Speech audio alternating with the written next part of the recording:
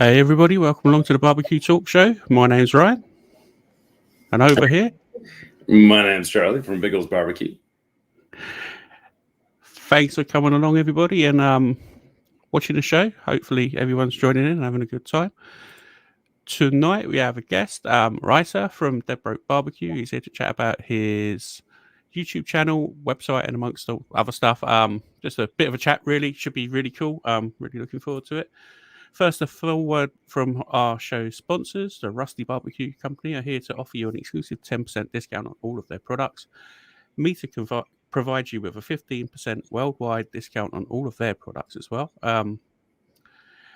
We have a sponsor, Glow Baltic Charcoal, Birchwood Quality Charcoal. They also offer you a 10% discount. So please pop over to the website, take advantage, and look in the show notes and pick yourself up a bit of a bargain. Please do rate and review our show on Apple and all the other podcast platforms just to help us move along a little bit and help us grow. That'd be great. And also check out our Facebook groups and other stuff as well. Instagram. I've got control of the Instagram account now, so watch out for a load of rubbish posts. Go check that page. Go check that page out and help that grow. It's really small at the minute, so I want to try and make that grow. So if you want to go over and hit the sub button and go and look at the content I'm putting up, I'll be most grateful, and that'd be cool. So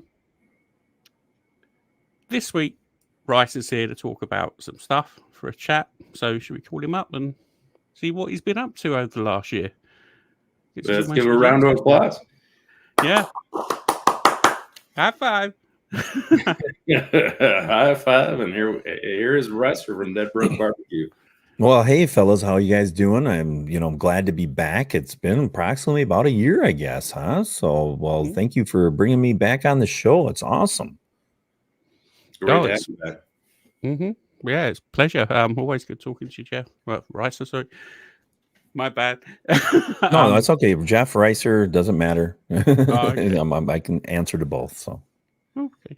Yeah. It's sort of like used to calling you both. I don't know why. Yeah. So, as I said, thanks for coming on. It's really cool to have you back. Yeah, you bet. Thank you. The first question I sort of asked everyone this. For the people who missed you and sort of may have not listened to the first early podcast, tell us a little bit about yourself, where you're from, and how long you've been cooking over smoke and flames and all that sort of good stuff.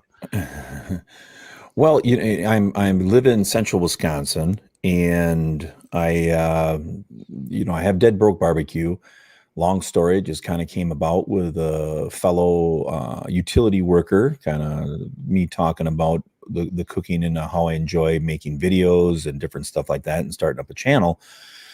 Well, next thing you know, I came up with Dead Broke Barbecue via my buddy and a couple other friends that I used to make different style of videos, just us having fun videos, riding dirt bikes and different things. And they pressured me for about 10 years to press record again. And being that my boys were young and they just started to cook with me a little bit, I thought, well, let's put them on film too and try this YouTube out in a different fashion. And so I started it. I've been cooking for 30 some years. I'm 52, so I'm an old timer. So my dad was kind of the same way what I've been with my boys. I have videos of them at 7 and 8 years old, starting charcoal chimneys. So, the cooking, I was always kind of brought up that if you learn how to cook, you can become very independent and be able to handle your life if you can feed yourself. So, I'm a firm believer on that part. But live fire, I started out with, I think I just talked about this not too long ago. I started out on a tripod over a fire pit. That's what my dad kind of showed me how to cook when we would go camping and stuff. And the next thing you know, I had a Weber kettle, and then I had a freaking gas grill and stuff like that. So then I ended up with a low offset. I ended up with an older offset that was not a piece of junk. It was a nice one, not very pretty, but started doing a little bit of offset cooking to learn that part. But the biggest was probably the rotisserie pit that my dad had. to learn how to cook. And he was a pork guy. He loved making pork shoulders and full hogs and stuff with his couple of his buddies. So that's the route where I went. And all those guys are gone now. So I've kind of fit the mold to push this little bit of barbecue and backyard fun and to my boys, so they can have that to pass on to the next generation, let's say. So well, very, very cool. I tell you, I just picked up on something you said there. It's you mentioned about cooking on a tripod over fire and stuff like that. It's almost coming back full circle, you know. I think next year, and sort of like this year as well, to a lesser extent, it's going to be a really, really big thing to cook over live fire and use that sort of setup, you know. It's certainly getting bigger over here in the UK. I'm pretty sure it must be like that. Well, obviously you got Argentina, but I'm sure it will in America as well. Right. I can see that being very popular again. Yeah, I mean, I think a lot of the the millennials out there right now, they're going in, at least in the States. A lot of them are starting with a pellet grill or a charcoal Weber, but most of them are actually, you know, they are going into more of the pellet grill stuff. They learn how to basic cooking principles, and then they work into, I want to do some live fire. Well, not all of them can buy a Lone Star Grill Santa Maria or anything like that. So they're either getting a kettle or, like I say, they're camping. They're not complete like internet worms that just sit on the internet all the time. So a cheap way is the ring and a tripod, and learn how to cook something, you know. Yeah, for sure. I think it's well. I want to get one for my garden. Put it that way. It looks really, it really appeals to me. Just like stripping it all back and just raising and lowering it. Right. I said last, waiting for the sale. That's all I'm doing. Just waiting for the sale. When everyone decides they don't want to barbecue anymore, that's when the real barbecuers come out and grab the bargains. Exactly. Yeah, it's exactly true. It's true. Absolutely. So so as far as a recommended pit for a beginner, what would you recommend? A lot of people are breaking into the kind of pellet game. Weber kettle is always extremely popular one, and of course people grow up cooking over campfire. Yeah. If you're going to go into the you know, and it's different companies, a lot of different companies, obviously, for the pellet industry. My biggest suggestion is get something that you can afford, but also think, don't buy it today. If you have $400, let's say you got $400 in your pocket and you really, really want one. Well, do you really want one? Or are you going to buy what you really need, if this makes sense? Maybe wait 2 weeks and save another $100 or whatever you can afford to save, and get that next size bigger than what you absolutely need. And because that's the thing I hear from a lot of the people that leave comments on my, you know, I really like this one, but I wish I would have bought the bigger model. Because once you start doing this type of cooking, you need what you need for your family or yourself. But once people learn that you're doing this, well, then all of a sudden you're like, hey, I'm getting kind of good at making some pork ribs. Let's have a party. Well, then all of a sudden you realize, well, we invited too many people, so now I got to cook. Well, how am I going to fit all this? So if you had that next size bigger, it does help you. But go by your budget in what you do now. If this is just an interest, well, then go with a Weber kettle. Learn how to do some grilling and stuff like that first. And then if you really like it, then get into the smoking part of it. If you've already grilled on a gas grill and you kind of know how to burn things, well, now let's go and learn how to smoke. And then I would say, if you don't want to mess with the fire management part of it, obviously that pellet grill, and I know that there's different ones over in the UK, companies that we don't have here. So the best way is just to look at, you know, what the feedback and the reviews are from that pit in the website or something like that, and picks the best thing for you. Because there's a million different options. You know, I have pits from $300 all the way up to $4,000. I've got a pit that's coming that's $4,000 a pellet grill, and that'll be here next week. You know, so you know that's a different ball game there. That's a buy once, cry once pit. But I already know that I enjoy this. Now, I didn't pay for it. Lone Star Grills wants me to do content on it. So, but there's a trade with that, obviously. But the biggest thing for a pit to start out with is, what do you want to do? Do you want to grill, or do you want to barbecue? If you want to do both of them, your pellet grill is going to be the easiest for you to get started in cooking right away out of the gate. A Weber kettle to smoke a brisket, I wouldn't suggest to do that on your first time, because you're going to be mad and giving it to your dog. Yeah, so good advice. I agree with that. So your intentions go, if you're going Weber, you'd go with the Weber branch.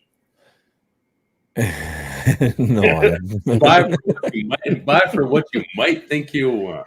yeah, that's a good comeback at me, but yeah, I think your pocketbook might prefer even the 26-inch over the ranch. I think it takes about 5 bags of charcoal to fill it up.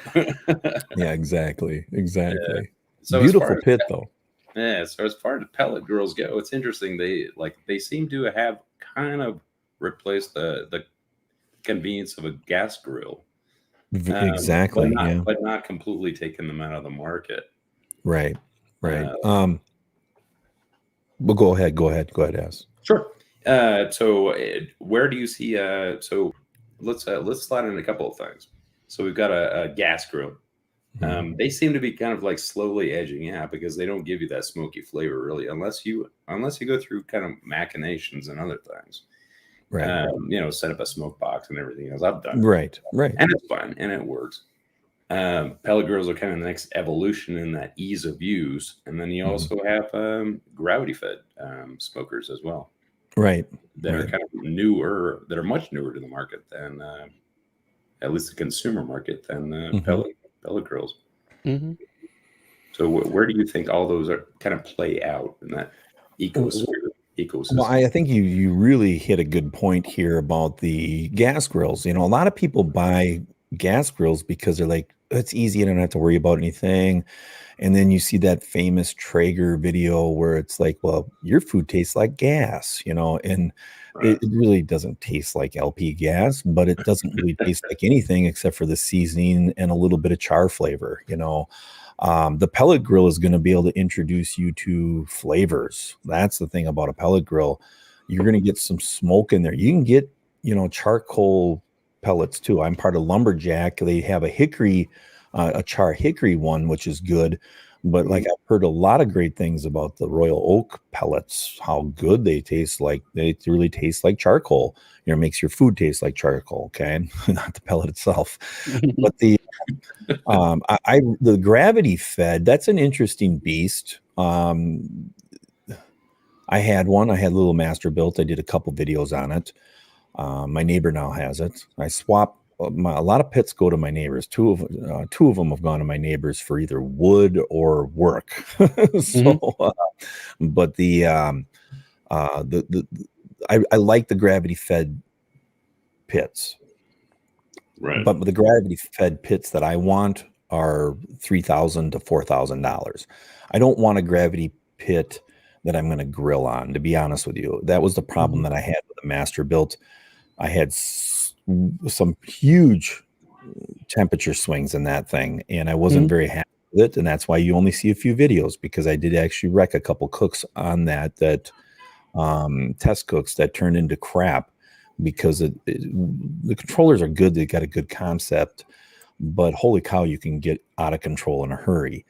And they don't cool down like a pellet grill can. When you got a firebox on fire with charcoal, you can't back it off and stop the auger. It's just going to keep on. So it takes a lot longer to back that down. But I think it's a good for I call them box store purchasers. I think it's a great thing, because they're getting a little charcoal flavor in their food. I can tell you, it was hard for me to come from the charcoal Weber cooks and the wood offset cooks to the pellet grill. I've only been cooking on a pellet grill, I think it was my third or fourth video, so 2.5 years ish back. My buddy had Traeger, and I cooked a brisket on it, and I did a video on it because I never cooked on one before. I was very impressed how clean the flavor is on a pellet grill. Some people, the stick burner nutso jobs out there, it doesn't taste like barbecue. It does taste like barbecue. It just tastes cleaner barbecue. It doesn't have that wood flavor. I cooked a lot of wood flavored stuff, and it's awesome. It's still your best. An offset, a good rolling smoke out of an offset, still going to give you your best food. This is way for somebody to use a pellet grill and come close to it. If you want to get a little bit more smoke flavor, you mentioned it. You can throw a smoke tube in a pellet grill. Absolutely true. Absolutely true. And you brought up a good point, and that kind of ties back into what you and Ryan were talking about, which is you can run out on these easy tools. You can have difficulties with fire management because it's all theoretically automated, right? Yeah. But you, on the other hand, and a lot of people are moving back towards open fire cooking. You've got a Lone Star Grill Santa Maria. Yep.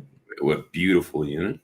Yeah. And so what are your top tips for fire management for those who want to move from a pellet grill or a gravity fed grill or a gas grill or something like that to a different style of cooking? Well, start small. Okay. If you're anytime, like even on my old offset that, if it wasn't concreted into the ground, it would have been here, but I couldn't get it out. But that what I learned on that was even start small. You can start with a small fire, work your way up, and learn how to control the fire.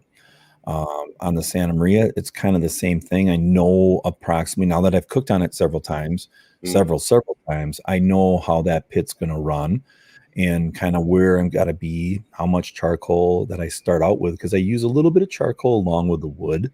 How many sticks I got to start out, but start small. Say, okay, I'm going to do some 4 chicken breasts, let's say, and we'll start out with that. Any live fire, even if you're doing on a kettle and it's your first time messing with a kettle, cook chicken. It's cheap. Now all food is expensive right now. We got some issues going on in the world, but it's not always going to be there. But chicken's always going to be your cheaper option. So start out with some chicken and learn if I open this vent up all the way, wow, I get more airflow and I get more oxygen on the fire, so it's going to burn hotter. Now I close it up, I'm backing that oxygen away, and hey, I'm starting to learn how to control these vents and all that. So start out small. That's probably my biggest thing. Don't try to start out with some big cook your first time when you get like a Oklahoma Joe's Longhorn and you're loading it up with protein and it's your first time doing it. You're going to be pretty grumpy and you're going to over smoke that pit. You're all that food going to taste like, ash. So not ass, but ash. So be smart, so. Right. So don't do a huge 12-course meal for your in-laws and about 40 other some odd people. Yeah, right. Start with you and Ma and the kids, and then say, all right, nobody puked, so I think I'm getting in the right track here. So. Step number 1, make sure no one pukes, right? There is a step number 2. It's probably best not venturing down that road.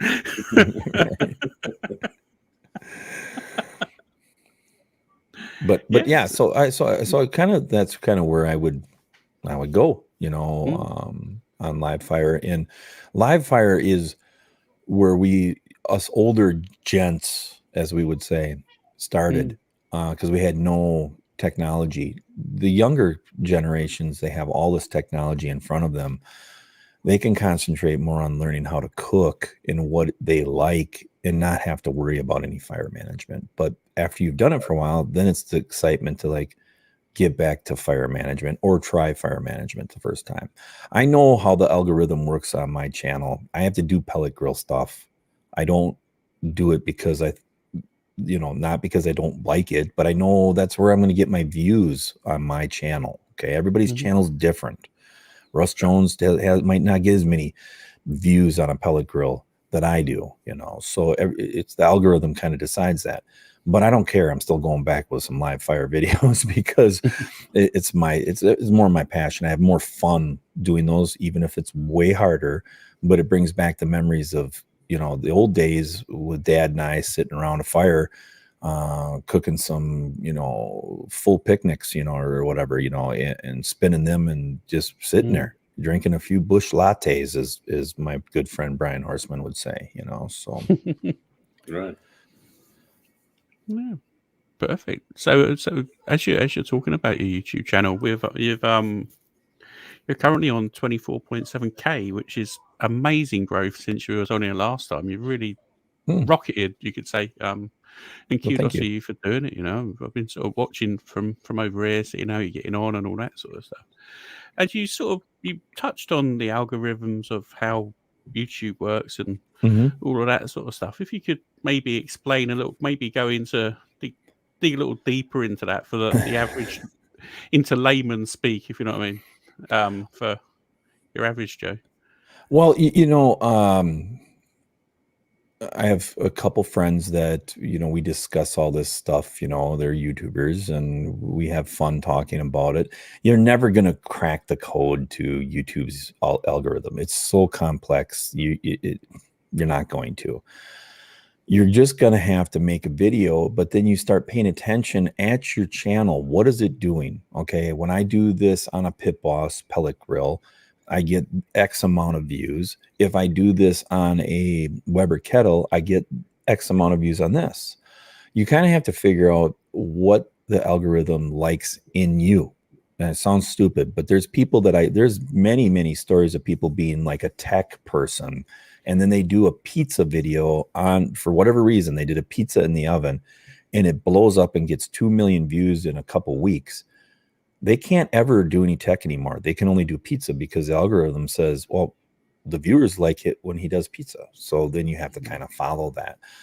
Any new YouTubers that start out, we all want to maybe do some certain thing. I would love to get more views on my cook videos. And some of them I get a lot of views on, but I know that I'm all about doing like video comparison stuff or something, or videos on assemblies and burn-offs on pellet grills.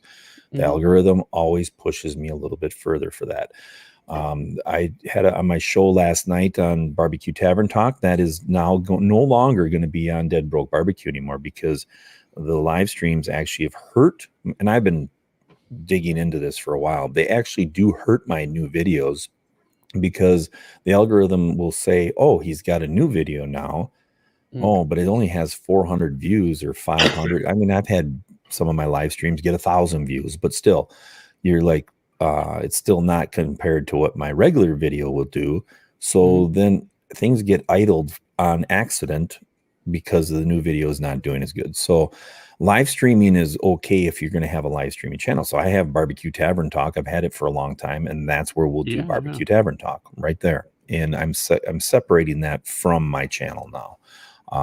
It's just been a slow process for me to do it because I wanted to make sure that I have a friend, Justin, he comes on saying, dude, it's going to work. Get it off from there, you know. And then finally I broke down and said, okay, it's done. We're not going to do it anymore. So I was going to say the Tavern Talk. That's been going probably 6, 8, maybe nearly a year, isn't it? I'd say my show. Yeah, the BBQ Tavern Talks. It's 85 in a row. 85 in a row. It's been over a year and a half. Yeah, year and a half. Yeah, year and a half. What I actually meant was the BBQ Tavern Talk YouTube channel. Or yeah, the YouTube channel. Yeah, that's been around for 6, 8 months. Yeah, and I just never did it. I was pulling them off and putting them over there. But a 2-hour stream will take 6 hours to download onto YouTube, even if I have very fast upload speed. But it's just how it is. It takes forever for that to get over there. And I'm like, okay, well, and there was a part of me that, I want to keep it on my channel because that one's not monetized and I can get my $15 in super chats and all that, blah, blah, blah. That's not why I do the live streams, to be honest with you. I do the live streams for people to just BS. That's really what it is, you know. And yeah, I might have a little structure in my show at times and things that we're going to do. but it's really about having the community just get together. Now, everybody and their brother has a live stream these days. Really, they do. I think COVID started a lot of that. People like, hey, I'm gonna go live because they're have nothing to do. So there's a lot more competition on that, but that's not really what I'm not trying to be a live stream podcast. So already I put 4 to 5 hours into setting up my show and running my show. That's too much time. It's too much time. I can take that 5 hours or 3 hours and plan a video or edit part of a video. I have a bad habit of editing for a very long time.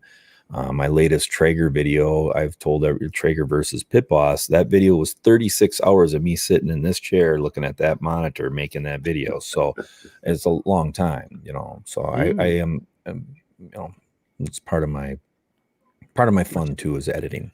So but it does show in your videos though. They're really good quality sort of productions that you make. You can really see you put the work in. Like, oh, thanks, thank you. No, it's good. Really, really nice work that you put out. It's all crisp, nice, brilliant looking, perfectly edited, and again, you put the work in and it's shown what you've done. Well, thank you. Yeah, and I appreciate you mentioning that, because everybody that does create something, I don't care if you're a stick drawer, you still want to hear that, hey, that's a pretty nice guy. I can tell that's a dude. It's a circle with a couple sticks for arms and all that, but I can tell, you're really everybody wants to hear that their work is paying off. But I thank you on that, because I do put a lot of work into my edits. I'm not going to say that I don't. And if you go back to my original videos, I was putting a lot of work at that time. But as I do more and more, you learn more and you get better at it. That's really what it is. Even if the video is not that good, I still put a lot of editing time into it. Absolutely true. So curious question. So you kind of started out with, and you've done a lot of videos and been associated with Pit Boss. Yeah. Yeah. So what do you feel about the line of Pit Boss cookers? And well, I will say that Pit Boss, because I did a video, it was just about a year ago, called Decisions, and that's when I was comparing the Ryder DLX to the Pit Boss 1100.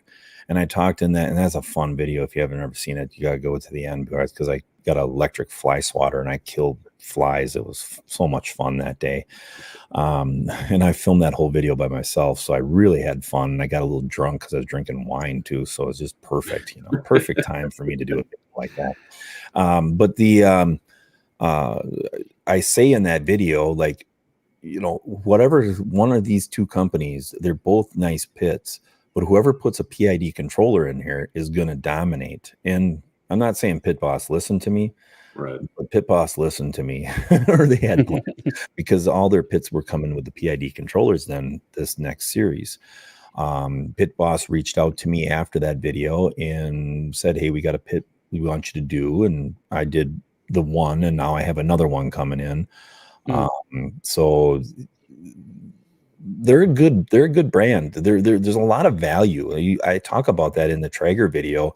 There's a lot of value in that Pit Boss. The controller, it's a big step to go to the PID, and mine runs good. I have no problems with it. It runs really good. The Traeger's might be a little better, might be just a little better. But the Traeger's a little tinny canned, it's a little thinner gauge, and they don't have no shelves on it. So there's value in the Pit Boss from what I see. I love the Rectex. A friend of mine has a Rectec, and I might buy a Rectec one of these days. I want to get a Rectec on staff too. I really like the Traeger. It's a great pit, but I sit there and go, really? You can't even put like a $20 shelf on here? This thing's half the size of Pit Boss. It did seem like a much smaller for the bang for the buck. Seemed much smaller and was basically built in the controller.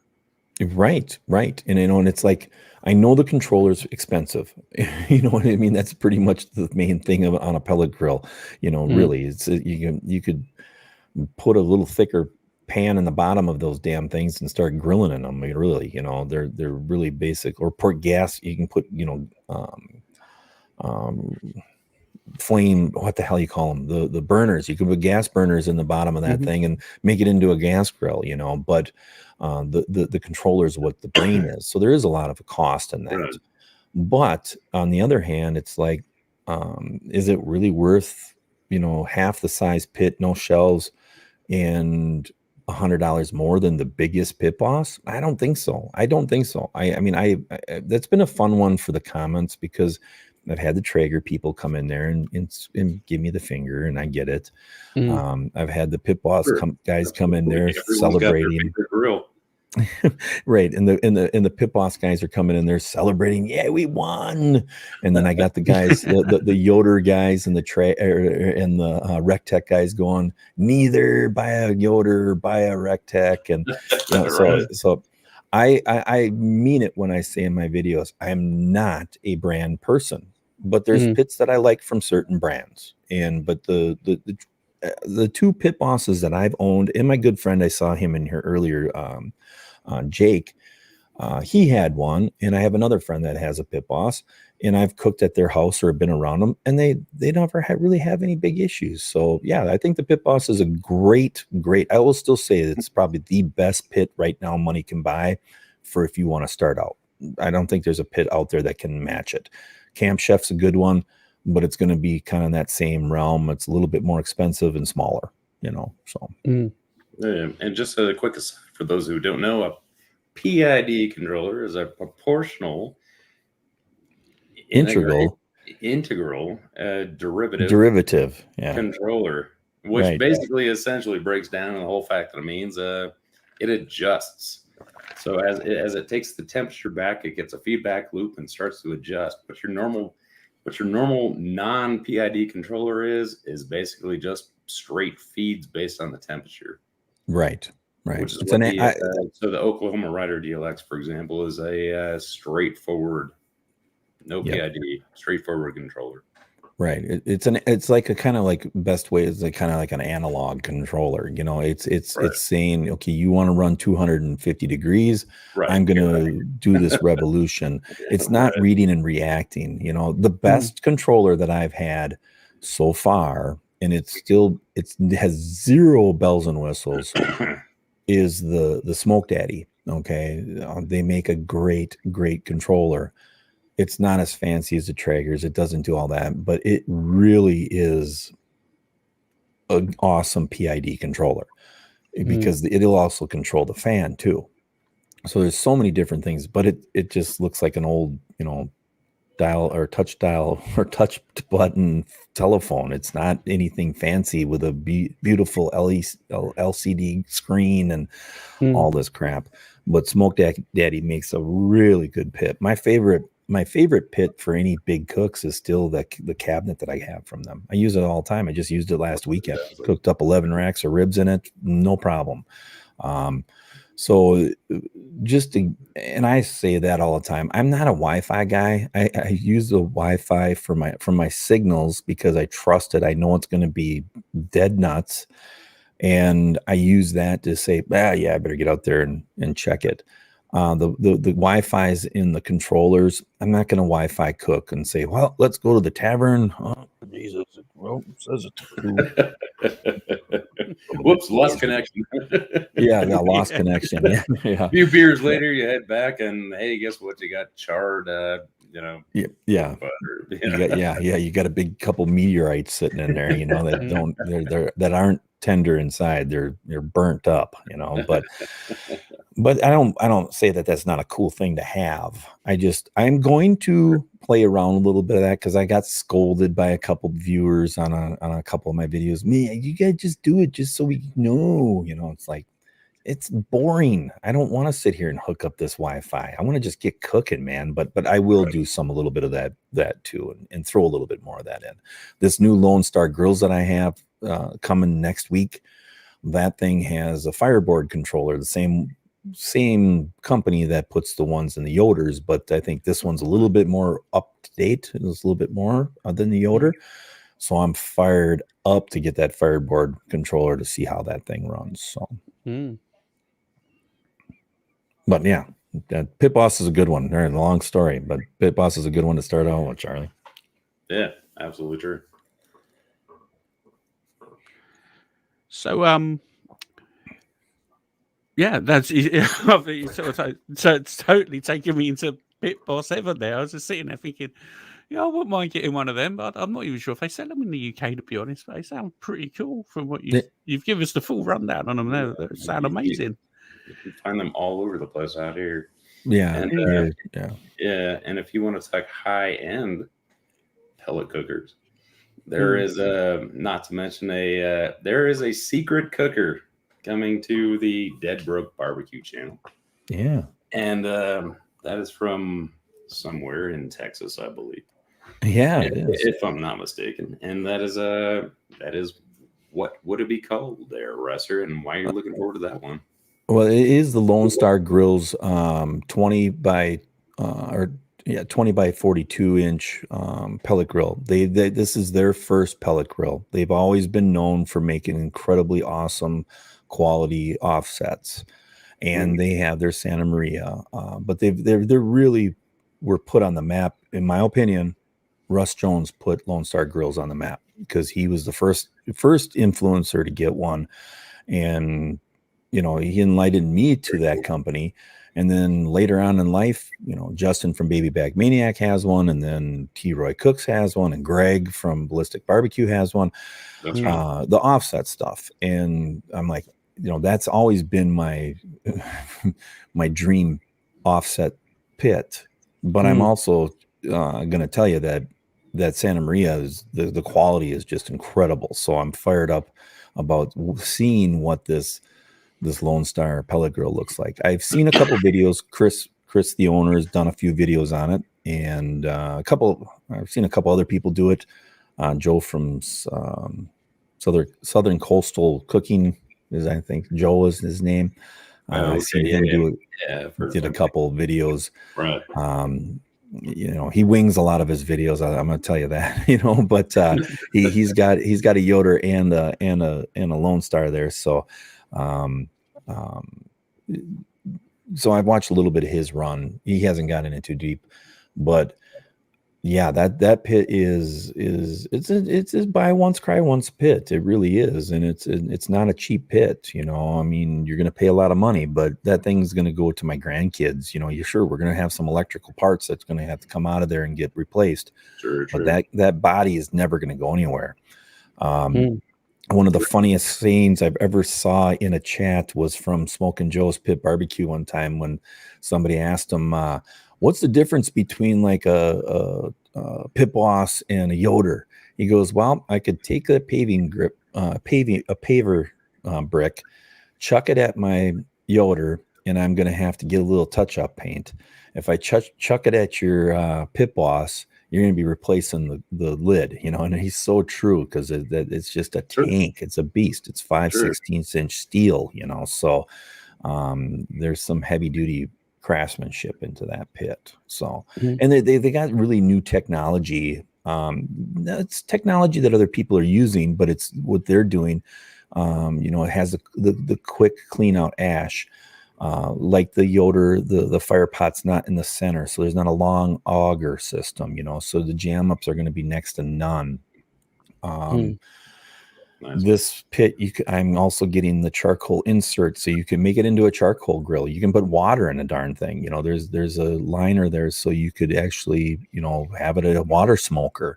All the Lone Star grills are, so this could be like the first pellet grill that you can, pour water in the bottom of the cavity, which will make cleanup really simple on that thing. That'd be amazing. Cleanup on a lot of pellet cookers I'll tell you, can be kind of a pain in the neck. Yeah. It's like I like the Pit Boss, but with that flame searing thing, it's just more pieces and parts that you have to take apart to get into the bottom. Yeah, it has the quick release to dump the pellets, but I only run 2 or 3 cooks, and then I'm taking out the heat deflector and all that to get it vacuum out, because it's still going to be ash in there, no matter what. There's still going to be ash in there. Wouldn't it be nice to hose it off? Just bring out the hose and just straightforward power wash it or hose it off. I've actually done that on a couple of my pits a few times. Is power washed them, but you got to have them out in the sun and then have some old rags to get them cleaned up because you're going to make more issues for yourself. As long as you're careful with a power washer. That's what I said in that video is the biggest drawback on a pit boss is those goofy diamond plated bottom grates. They're just a pain in the butt to clean, and people are like, well, it's not that hard. I put them in the sink. My wife would kick me out of the house if I brought my pellet grill grates and washed them in the sink. Are you kidding me? So absolutely true. But yeah, so I'm very, very excited about that pit. I've got another pit that's on that nobody has seen yet. They will see a glimpse of it in my next video, and that's my Pro Smokers PK100, and that's electric smoker. All stainless steel, made right here in Wisconsin by Pro Smokers. They're very to give it's PS seasoning, what Pro Smokers stands for. They have two things. They make pits, and they also make rubs and spices and stuff. Big into sausage spices and jerky and all that, cures and all that. But they're for 70s, they've been installing big pits, and I'm talking big pits, semi-trailer style smokers in these big smokehouses, and with the walk-in or the push-in carts and all that. So they have all those, and they have their own little home one. It's electric, and you actually smoke with sawdust, real sawdust. So I'm really excited to do some of that style of cooking, because when my dad was alive, he did the sausage and the hot sticks and the jerky and all that type of stuff. I was there participating, typically sitting in the corner drinking a beer and going grabbing him supplies. He did it. I not that I didn't like doing it. I love doing it, but he was always in charge. This was his thing. He had the equipment at his house to do it, so he always kind of ran the show for that. Now it's my turn to pass that on to the boys a little bit and teach them. And I'm excited because I've done bacon a few times. Everybody's done jerky. I've never done a video on it, but I'm going to do a video on it. So I'm actually kind of excited about doing some of that style of cooking, because it's not in my wheelhouse. It's not like something that I do all the time. So that's going to be a learning journey. And I'm hoping people join me and help me and watch my videos and, be nice when you criticize me because I'm a goofball and I can't, do the casings and, and all this stuff. But, help me and let's talk about it and let's have fun trying it. But that pit really, it's just awesome. I'm not going to lie to you. I've ran it a couple times and I'm so impressed that there's just like a real hot plate on the bottom of it, and how good it holds the temps and how tight, and boy, oh boy, that thing's just from using it twice and not even cooking on it yet. Once I rested some beef ribs in there for 12 hours, and I was very impressed on how well that ran. And then I did the regular burn off on it and the seasoning on it, and wow, it's about a 5-6 up and down heat differential. So you get a little bit of heat differential when you got that sawdust in there, because it's developing all your smoke, but it still runs really good. So. I tell you what, as soon as you said you put it's like a sawdust smoker, what immediately sprung to my mind was smoking fish and kippers and salmon that sort of and stuff.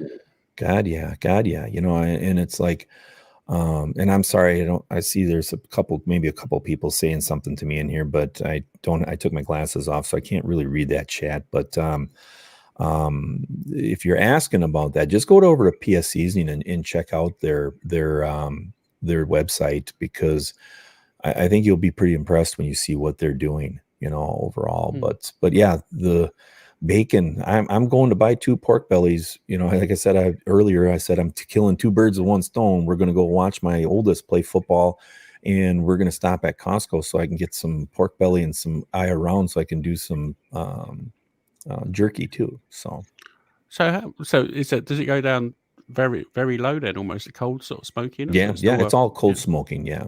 You can it'll go down to 60 degrees if it's 60 degrees out. Okay. If it's 80 degrees, it's gonna it's gonna run 80 degrees. But yeah, I started out and just held it at 100 degrees for an hour, and I was pretty impressed with that whole part of it. That's awesome. Then ran it up to 140, and because you do, like when you're doing sausage, I remember my dad always drying it first. It was always drying it and then adding the smoke to it and then finishing it off. So yeah, it's a pretty cool. I mean, it's a master built on major steroids because it's a $2,300 pit. It's not a toy, but if you're interested in doing and the only reason why it's up to $2,300, but if you use my disc or my thing, you'll save 10% on a discount, but steel prices are through the roof. I mean, steel prices are really affecting everything. I've been in talks with a company about a Kamado, and they have zero on their warehouse, zero Kamados. They can't even sell me their Kamado. So it's like, yeah, the steel prices I think are affecting a lot, or the steel availability and the prices are affecting a lot of these companies, and Pro Smokers is they sell their smokers, their home smokers all the time, but they're not going to be like a Pit Boss that's going to sell, 20 in the afternoon, so at a one store. Yeah. Right. So we sort of touched on we're certainly really gone to town on the pit. So I wouldn't mind touching on your website a little bit, because obviously that's all sprung up and that's all pretty new now, isn't it? Obviously. So what sort of got you going on that?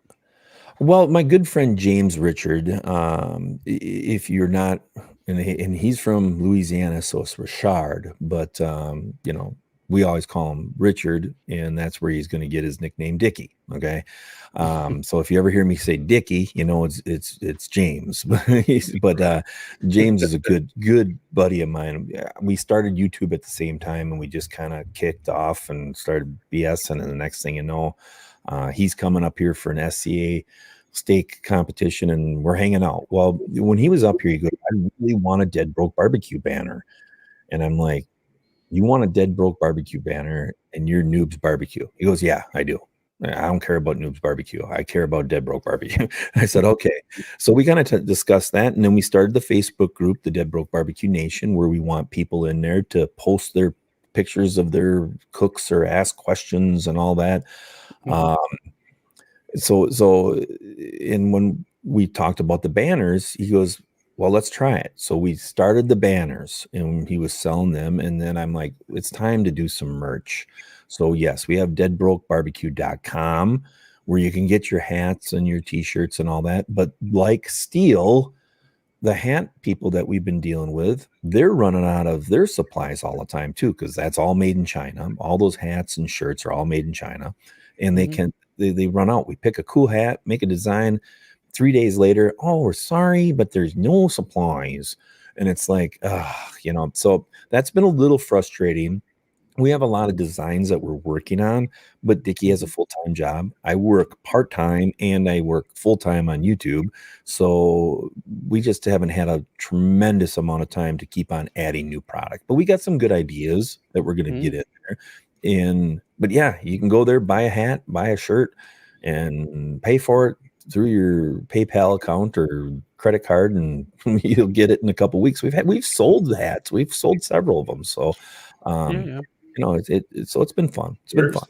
So, curious question: where's the banana hammock? I went onto the site. I looked for the banana hammock. I did not find it anywhere.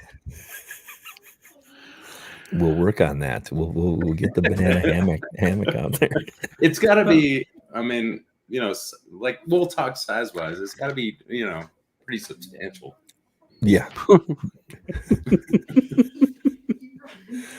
It's gonna have to be really big.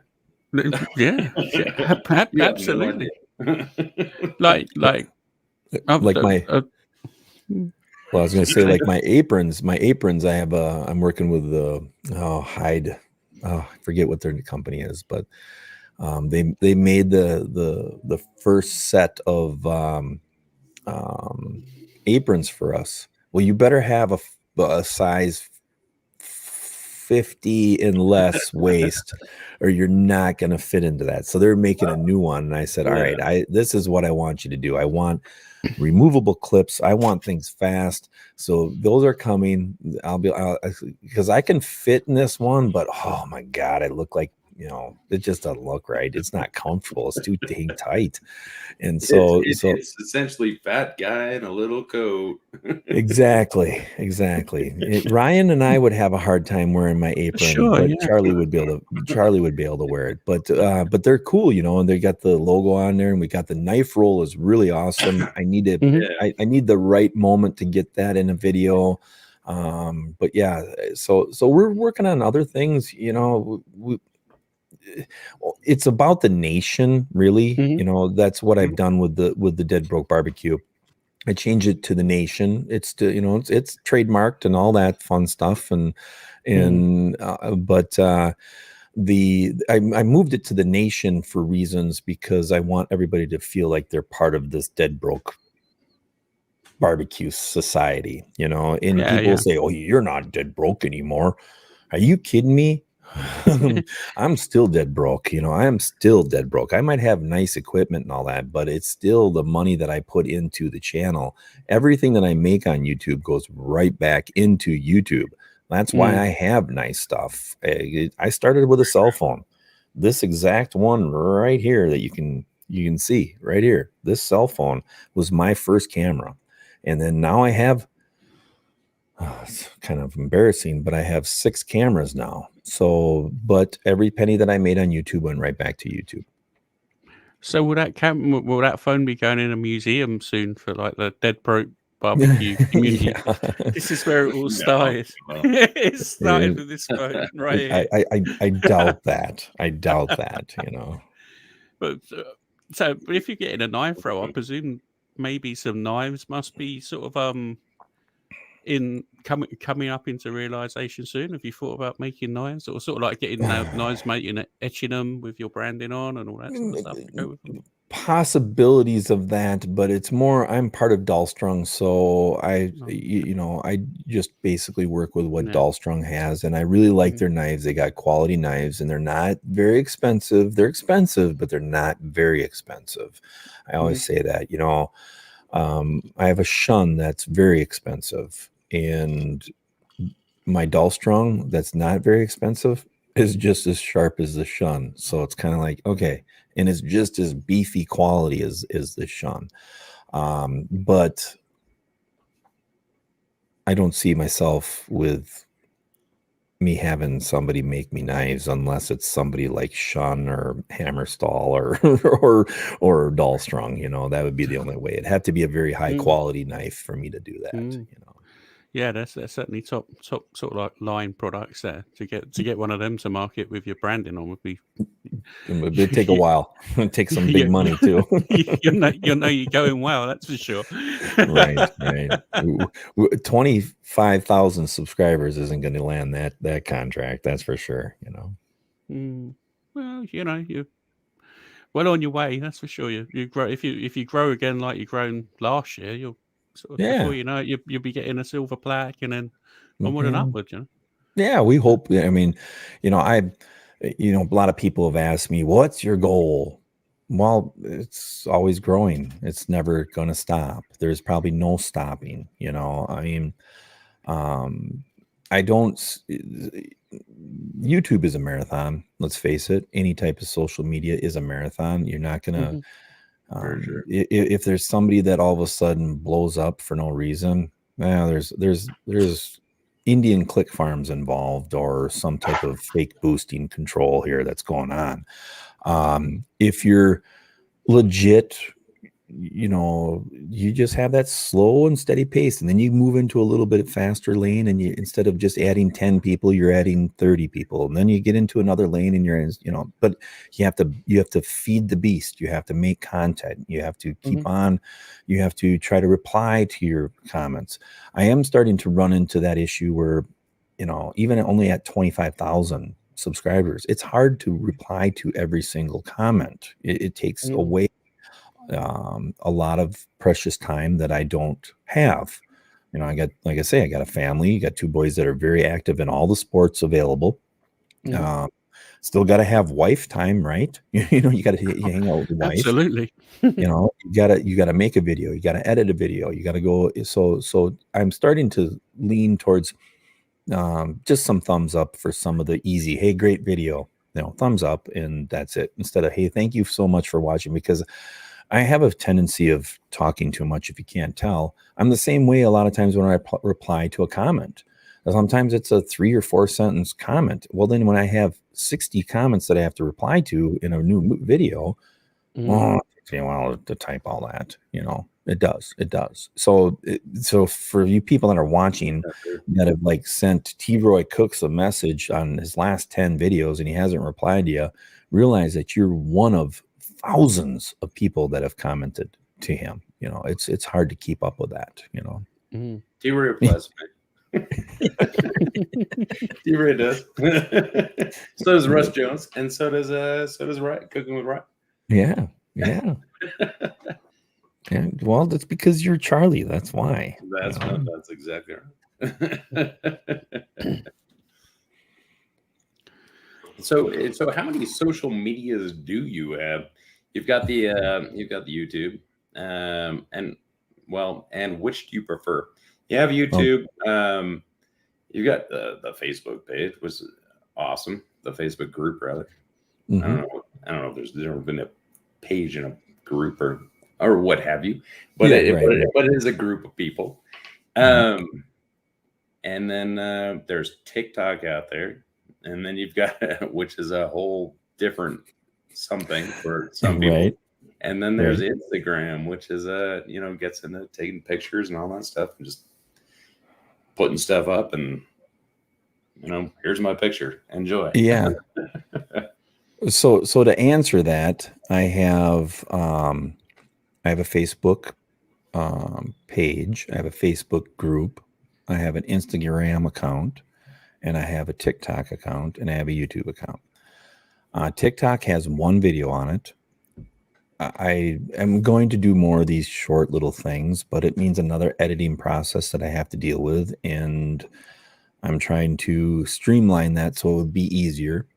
I can edit on my phone, but I'm fussy, and it makes it hard for me to do some of that stuff because of my, I don't know, is that OCD, or whatever it is. I'm not sure. I don't know those things, but ADD, whatever it is. Some sort of alphabet soup. Yes, exactly. Something that I spell when I was eating alphabet soup, exactly. The TikTok thing, I did one video, and I'll do more. TikTok is right. I when I opened that up, I started looking at, I'm like, this is so stupid. Holy cow, I can't, I'm lost in like people popping. This is where my account is, and I haven't been on it very much, but people popping zits and people like with funny lawnmower stuff, and sorry, but really fat women. And I'm like, if this is what TikTok's all about, this isn't really working for me here. It's like zits. I like the lawnmowers, crazy lawnmower thing, but the other two, I'll say no, thank you. But in Instagram, I've done a little. I've kind of, I don't want to say I've taken a little hiatus from it, but I have. But I put photos up on there. Not as regular as I was for a while, because it's not my platform. I think every social media person has a platform that fits best for their creative design. Rusty Lamb is a prime example. Sure. He could make videos if he really wanted to, but he doesn't want to. He wants to just take really cool pictures of his food. Like a crossbreed kind of guy, let's say, is Darren from Ash Kickin' Barbecue. He's an excellent photographer and also makes good videos. So he can dabble with both of them. Myself, I would prefer just to make a video. And if I get a good picture, I'll post a picture on Instagram. Facebook, I like to have the group because the group is about Dead Broke BBQ Nation, you know, and I want people to talk about how much fun they just love barbecue, you know, because it is a society. Barbecue is a society. You don't have to be just 100% Texan, you know, to make good barbecue. There's people that all over the world that make good barbecue. Is it known the most in Texas? Yeah, of course it is. You know, I mean, Texas kind of said we're going to be the barbecue, you know, even over Kansas City. You know, they want to take more of that, but all the regions have it. But YouTube is going to be my favorite just because I can be a little bit more communicative with words and funny things and visually all put together compared to just a picture that's beautiful that makes you want to eat it. You know, I can make a picture, make a video and make something that's good that you want to eat, but you might laugh too. You might laugh at my video a little bit. And that's really what I'm striving for, is entertainment more than just take the chicken, put it on the cooker, and then take it off and eat it. You know, I'm not I would never make those type of videos. I couldn't do it. I would say this isn't me. You know, I have to have entertainment, something funny. Some of my videos aren't going to be funny because maybe something funny didn't happen. But when something funny happens, you're going to see it in my video. You know, you're going to see it in my video. So, ironically enough, if you'd done a video where take the chicken and put it on the grill and maybe put it on TikTok, that would probably be quite funny. Believe it or not. Yeah. I would to be on TikTok. I've seen, like, I'm going to sound like I'm a bit of a teenage boy now, but TikTok is the growth area for barbecue. There's a massive community for people doing barbecue on TikTok now, and they've got huge numbers and they grow really quickly. Yeah. So you got to be paying attention to what's going on TikTok, even though you can see some pretty weird stuff, as you said, pimple bursting and lawnmowers, but there's a lot of barbecue stuff going on as well. So you should maybe travel over and reach out to them. And that's why I just posted one a couple weeks ago. So, you know, and I have more plans to do it, but I'm not used to editing in vertical. You know, I'm not. Yeah, 3. Charlie has 3 of them. Yeah, got 3. The magic number. And the only thing I do, I like jump on TikTok and pause whatever video is playing because it's whatever it is bad, and then upload my video, throw some like wacky song on there, and like my video is like 6 seconds or whatever else, and then bail out. Well, but that's what TikTok really is, and it's for the younger generation because they are. I mean, I thought I had an attention span of a gnat back when I was that age.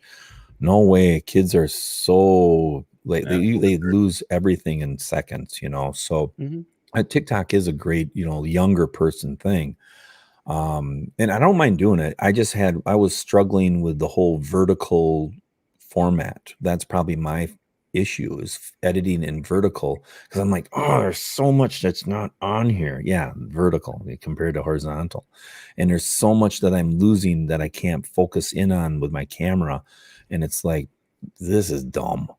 You know, but literally, I will tell you one thing. Literally, I'm guessing 99% of people who watch TikTok watch it on their phones, so they're not looking for like high quality videos.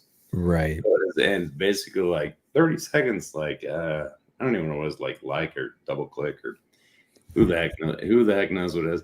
And like I get the fact, like the thing is, like I like 30-second video, you know, making sauce or doing something like that. Makes sense. 30 seconds. Right. Trim it down.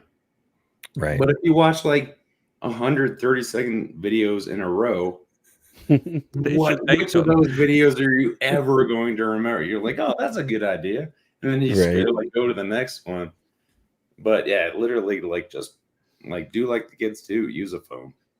Yeah, and I have that. I have a gimbal for a phone, for heaven's sakes. I got all the equipment for a phone because that's how I started out. But it's like setting up the shot and thinking about what I'm going to be doing is kind of where I'm going with it. You know, and I will do it. I have no problems with doing it. It's just, you know, I got to say, okay, now it's, you know, TikTok time. Hey, everybody. you know, then pop a zit and then throw a freaking rack of ribs in the pit, Yeah. you know. So, While riding around on a lawnmower. right. Just wish I had zits still, you know. I'd be freaking famous, you know, popping my own zits on.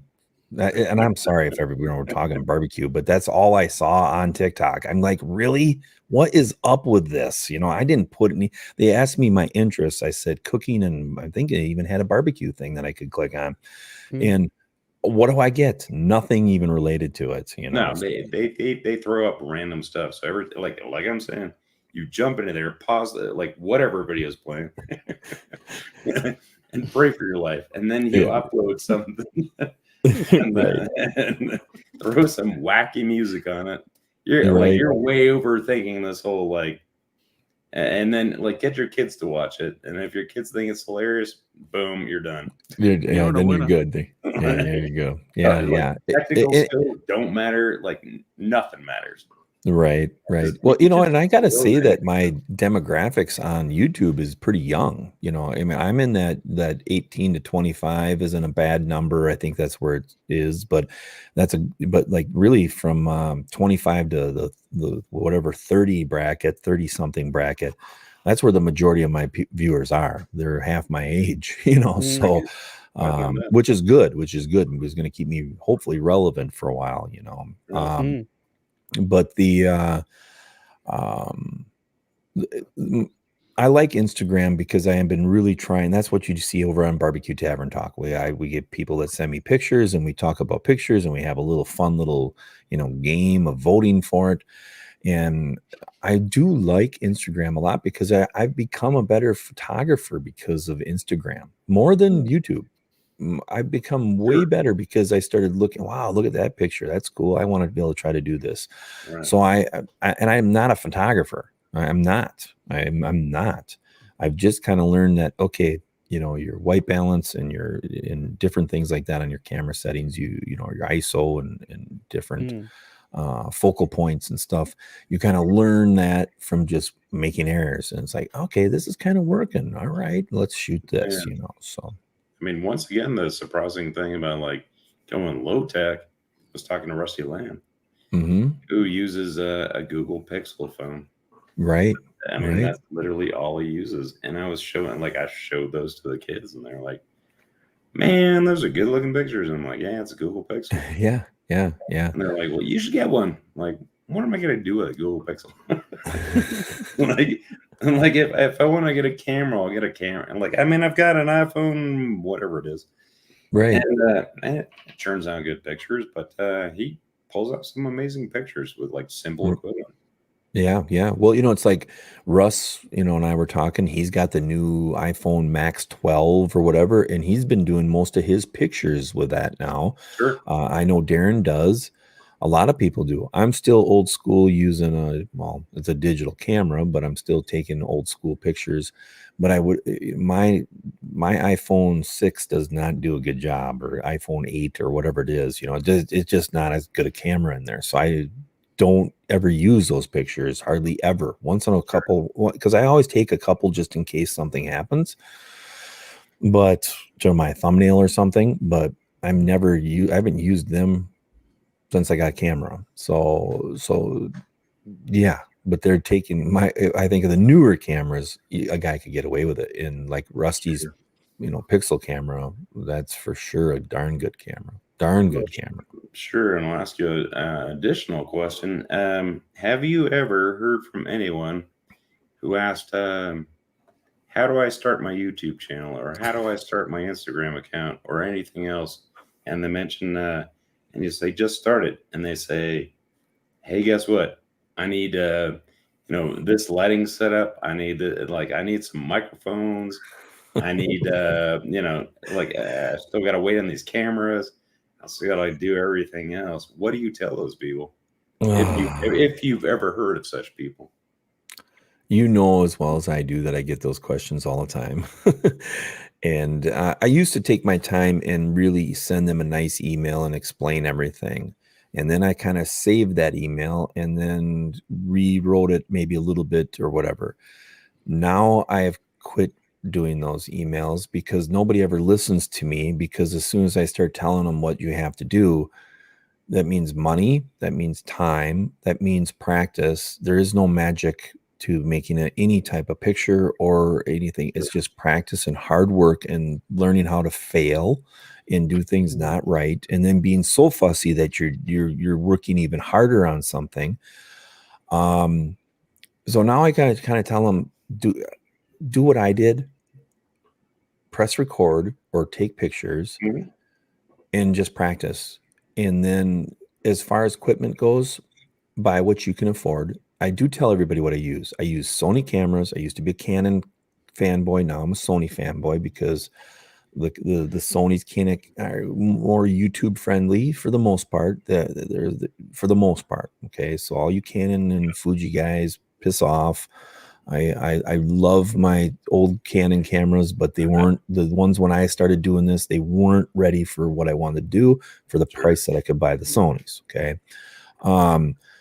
But I will say that I use Final Cut Pro. I'm in the Apple platform. So I use Final Cut Pro because it works great with Apple. So find out what you do or what you want and watch people like Think Media and The Everyday Dad and some of these other people that will teach you. Gerald Undone. It's boring viewing if you're not into cameras and equipment. It's boring. You're going to have to just say, I have to learn this. So you're going to have to watch boring stuff that you're not interested in so you can learn to be better at what you're creating. I'm into that stuff. So it wasn't hard for me to sit down and watch a 20-minute video on a certain camera or a certain lighting setup. I mean, I'm so nerdy. I'll pay attention to Gerald Undone, who's doing real scientific studies on different cameras and stuff that's mind-blowing that you don't even realize what goes on in your camera.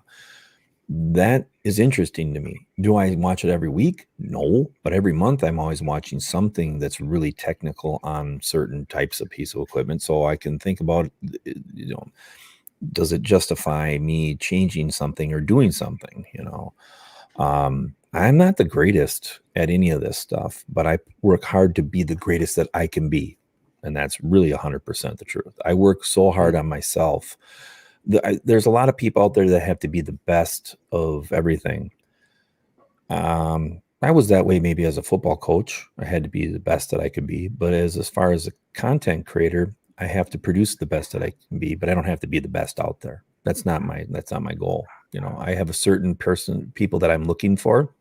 You got to be kind of a goofball. You got to enjoy barbecue. And you want to have fun. I'm here to amplify your backyard barbecue fun. That is my tag. And really, that's the people that I want to watch my channel. If you want serious and you just want to watch me move my hands around on some, in front of a camera, that's not going to happen for me. You're going to have to see my ugly face and you're going to have to laugh at something that I say. And that's what I'm looking for in my viewers. And I got a lot of them that are like me. I can tell just from the Facebook group, where like people that come in and say certain things and they talk about their cook. I'm like, yeah, that's why he's watching me, or because he's a screwball too. Awesome, perfect.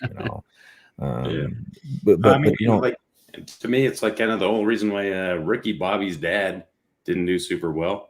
Because he was afraid of failing. Yeah, that's right. and then Ricky Bobby was too, but he failed. Right. But he had his best buddy right next to him and shake and bake, buddy. Shake and bake. That's right. Together. Yeah. That is a true thing. People people are afraid to fail, and people are afraid to take that chance. But you can't be. You can't be. And like when it comes to being a creator, be yourself. Who you see in my videos is me. I always explain this to people. I have two personalities. Okay. I have my personality that you're seeing right now that's going to be business-like and talking and all that. Then you're going to see the cornball in me. I was voted class clown. Okay. That's no lie. I was also the class president. So that's my two personalities, business like, serious, and all that. but a maniac moron that does the dumbest stuff and always got busted for doing the dumbest stuff, but still a legend in some ways, you know, around here and of some of the crap that me and my buddies pulled. But it was all fun. Nobody got hurt. We weren't hurting people. We were just doing goofball stuff, you know, hanging deer from the school's flagpoles, you know, and you got a bunch of old dead roadkill hanging from the flagpole. That was Ricer and Bankton Helgren. You know, what the hell were you thinking at 2:00 in the morning? Well, we wanted everybody to see dead deer hanging from the frickin' flagpole, you know. So hey man, I mean, if you're making venison jerky, you gotta like have someplace to hang it up. Right. It's gotta dry for a while, right? Yeah. My principal, you know, just to talk a little bit about that, you know, I said, you know, his name was Mr. Fraley, and I said, Mr. Fraley, I'm so sorry that I gave you so much crap in high school. He goes, no way, don't be sorry. He goes, yeah, I put you, you know, we had what they call the rubber room. They threw us in a room when we were naughty, you know, and we had to be in that room, and it had a toilet, so it was always fun. And he like go in there and just sitting there for an hour. But he goes, not, you never bothered me at all, Jeff, because you never lied. Whenever you did something, I had to ask you, you'd tell me right off the bat if you did it or not. You know, I just knew. He goes, yeah, you were a, you know, pain in the butt when some of you guys were doing stuff, but he goes, you never hurt anybody and you never made anybody cry. You're always just doing stupid crap to piss the teachers off and disrupt the school, you know. But it was humor. And my old communications teacher, way back when we did videos, she let us make videos, and she told me right in that class, and it stuck with me for a long time, to be honest with you. She goes, if there's one thing that you need to do in your life, I don't care what you become, but you need to be something with video. I don't care what you do, but you have to do something with video because you have a fun way of doing this. And I'm like, yeah, I like doing it. Well, it took me what, you know, 50 or 30, you know, I guess like 30 years later to actually kind of do it, but I'm doing it now. So that's really cool. And talking, you said getting into video, you done some TV a little while ago. What was yeah, it was, I heard it. I don't know, did it come off, or what was the story behind that? Well, I did a video for Martha Stewart's new show. They said I was in it. I got an email that, hey, you know, you're going to be in this show right before it posted, right before. And I don't know if it's all done, but it's on Discovery Plus, and they had like a free 7-day trial. So I went on there, and I wasn't on their first 2 videos or whatever it was. So I'm like, yeah, whatever. But I did do a thing. They said it was going to be in a show, but I don't know when it's going to be. I just kind of gave Martha advice on how to, you know, buy stocks and bonds. No, I'm just kidding. Crypto is that's the way to go. Right. No, I was how to put a nail file in a cake. Right. But I was on there. I did a thing about how to make more bark on your pork butt and stuff like that, and they loved it. And yeah, I sent it in. I gave them all the rights to the video stuff that I had, and they said it was going to be in there. But it's like I don't really know. I don't know. They told me I was in it, but the 2 shows that I saw, I wasn't in it. So I'm like, well, I'm not gonna sit here and pay for this damn. We everything is, you know, well, yeah, we have Netflix, but everything is. I'm not gonna buy all this other crap, you know. So they didn't give you like any free access to watching this show. No, that's what I said. Can you send me the link? Oh, it'll be on. You just got to check online. And I'm going, you know, but whatever. But it was still a very cool procedure, like process that I went through on that. You know, first they interviewed me just via email. Then I had to interview via a video. Then I had to shoot a video, and then they said, okay, we really like the video. You don't even have to shoot another video because the video that I sent them was good enough. But they did ask for some video clips and photos of more things. So then I just had to re-edit it and send it to them. But yeah, who knows? I don't care. You know, I mean, it was a lot of fun just to be in that process. But yeah, you know, They wanted the headshots. We need 3, 4 by or 1 by 1 photos and all this goofy crap. And I'm going, when am I going to do this? And so it was kind of a pain in the butt because I am more selfish. I want my stuff. I don't want to do anything for anybody unless I want to, and when I first started out doing videos, I'd do anything for anybody, yeah, send me this, send me that. Yeah. Now I have more pleasure in telling people no, because it doesn't fit my genre, let's say, or my style. I get stuff sent from people all the time. Now there's one little brush guy. His name is, anyways, he contacted me, and I'm working with him, and there's things that I want to do with Volvo, but there's other stuff that, I get it all the time. I could have a whole house full of freebie stuff that I'll never even touch. 1 million air fryers. The last thing I'm going to do, CJ and I have talked about this. I had the Ninja Air, the first one, the Ninja Grill sent to me. I did video on it. I didn't like how they handled the whole situation. And I said, I'm done with you. I'm never going to do anything with you. I mean, if you can't tell me when I'm supposed to have this done, well, screw you and the horse you rode on. And not that I'm cool. It's not anything that I'm too cool. It's no, I need to work with people that tell me this, that they're going to do this, and then I'm going to do that. It has to be A through Z for me to work with them. And all the people that you see in my videos are A to Z people. And that's really the truth. I mean, everybody that I'm going to, because as a creator, don't be used by big companies. Do not be used by big companies, because their pockets are full. Okay. Yes. If you're interested in something, there's nothing wrong with taking a free pit and doing some video content on it or whatever. It's nice when certain companies pay you to do a video. That means that they really like what you're doing. Some of the real big companies, you ain't going to get that. Face it. They have their own production teams that make their own stuff, that if they want to make it, they're going to make it themselves. You have to be stupidly huge to get paid by some of these big companies, or off the wall people that you wouldn't think that are maybe a part of the barbecue community, but they are, and they give them stuff, to do things. I mean, there's a couple of famous people. We talked about, Dave Grohl is big in barbecue. Yeah. Mark Zuckerberg apparently has ties into barbecuing. Yeah, big green egg and all, It's pretty wild. Yeah. And so but as a small creator, for all you out that are trying to be a small creator, and I'm still consider myself a small creator. Please understand that. I do not feel that I'm a big creator or anything like that. It's all about doing what you like. Don't do things that you don't like, and just to get something for free, because it can come back and bite you in the butt. Man, hold on. I will tell you one offer I regret passing up on, and I got this way early on. This was an offer. I think I got this when I was about 100 subscribers, and I'm not much bigger than that now, but I should never have passed up on this. This was a bamboo shower chair.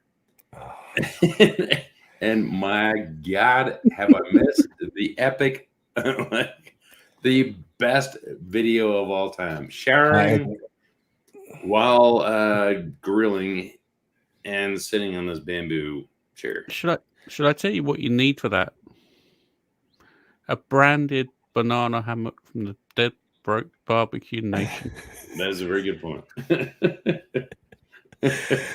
Yes, Charlie has told me that story about that bamboo shower chair, and I've told him 100 times. I said, dude, you know what an epic ending that would be? Is like, well, you're all done, you do your taste test, and it's just this one little glimpse of you sit down there and say, what are you guys doing here? I mean, every barbecue has to clean up. Get away. Get them out of here. And then it'd be just epic. It'd be epic. But yeah, I mean, so the free stuff, I mean, yeah, if it's something you're interested in, I did one video that I got paid, and they sent me this cooler, this little backpack cooler. I love that thing. I'm not going to lie to you. We use it all the time. When my wife loves to go to a place called Devil's Lake, that thing is always going with us. So that was something that really I took. And I'm like, they're like can you put it in your video? And I'm like thinking, oh, how am I going to do this? Well, for half the video, I'm standing there with a backpack on, and people are like, what is he doing? And then I take out the wine that I was sponsored by, and I start drinking the wine now. So I'm drinking the wine now, and so there's things like that, do what you like. And there's a lot of stuff that I've been sent that I wish I could do more. I'm not kidding you. I wish I could do more, but you can only do so much on it, and that's really it, but don't be afraid to tell people no, but also don't be afraid to say yes. I don't search for things. There is a couple affiliate programs that I'm a part of that people can find me and contact me. Okay. There's a couple that I've signed up for because I got offered from a company, and then next thing you know, I'm in there. So they'll find you that way. That can maybe help you, but you have to have numbers. I'm going to be real honest with you. First, you have to go and sweat and beat the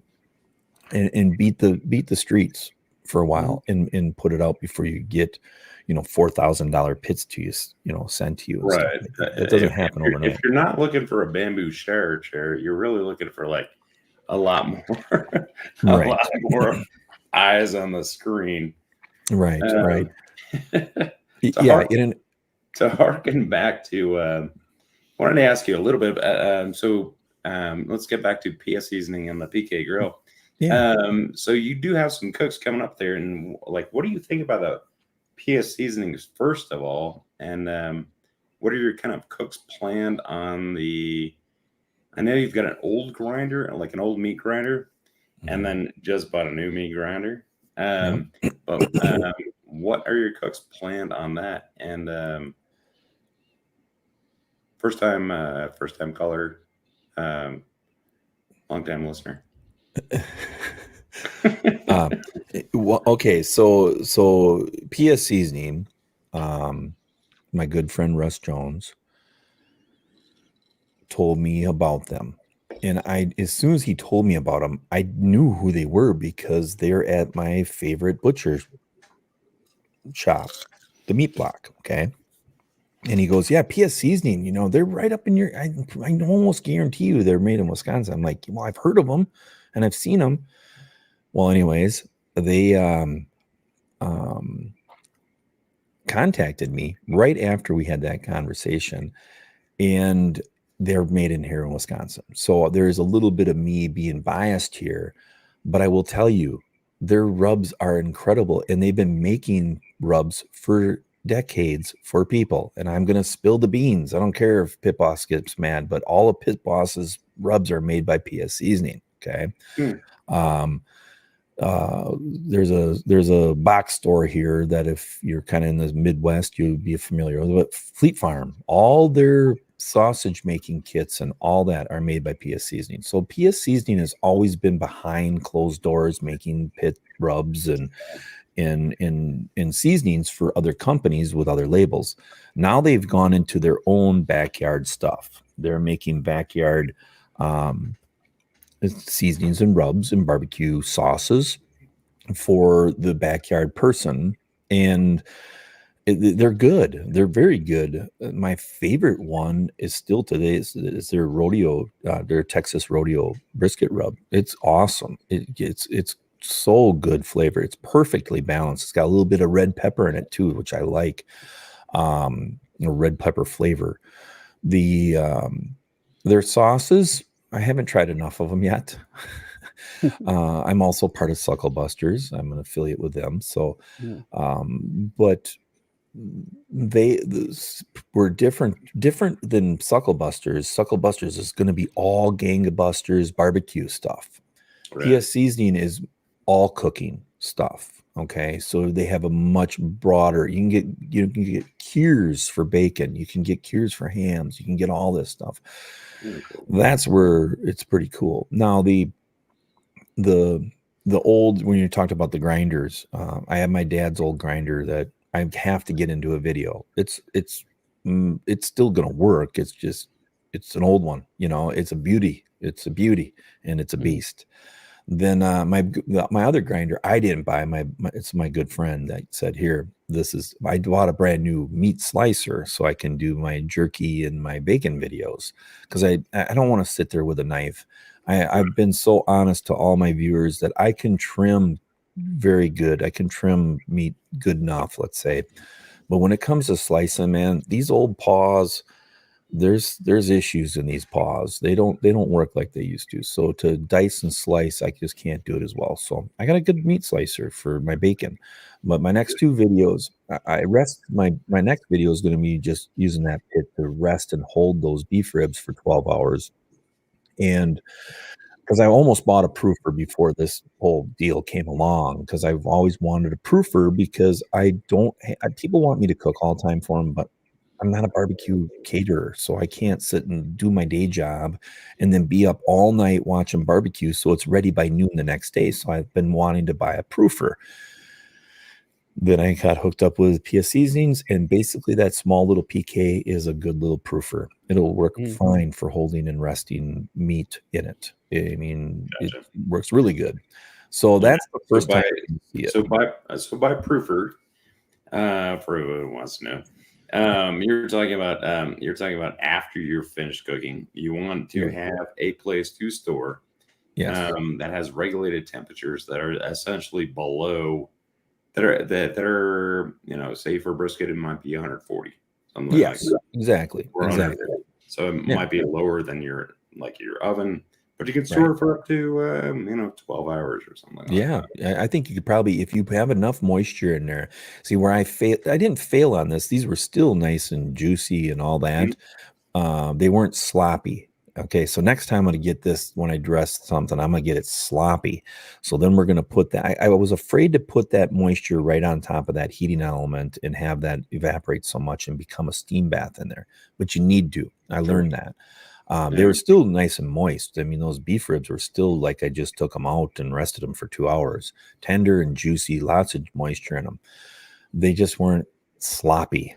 Because if you've ever gone to like Texas and had barbecue, the crap that they serve is sloppy. It's juicy, sloppy. It's got great bark, but I don't mean it's as bad. I'm not saying it's sloppy. It's just juice, and that's because they rest them for so long, in a humidified proofer. Like I always call it a proofer because a friend of mine that had the restaurant, they always made their own homemade bread all the time. So they had their proofer that they put in there and their moisture in there.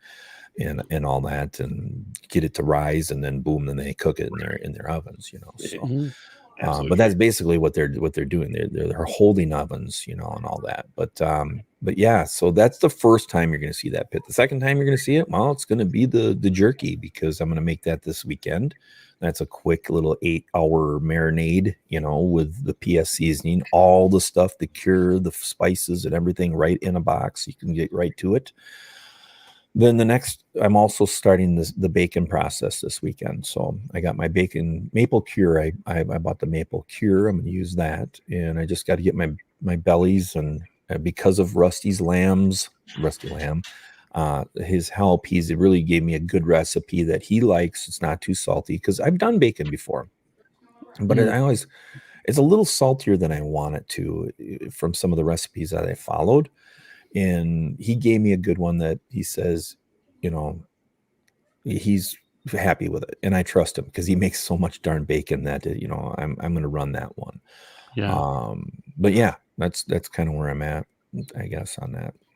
My first videos. Now, once it cools down and I'm in the 50s here, then we're going to do some sausage, some summer sausage videos, and some, bratwurst. I got to do bratwurst. I live in Wisconsin. I mean, we're the biggest brat, ever. Everybody talks about. You have to do bratwurst, and you have to do smoked cheese or herbs for that matter. Right. You could kind of do cold smoked bacon. I presume you must be doing hot smoked bacon, and if you're waiting for it to cool down for your cheese and stuff like that, because. No, I'm going to do on this pit. I'm going to do the cold smoke. Yes, we're going to do cold smoke. On this. On the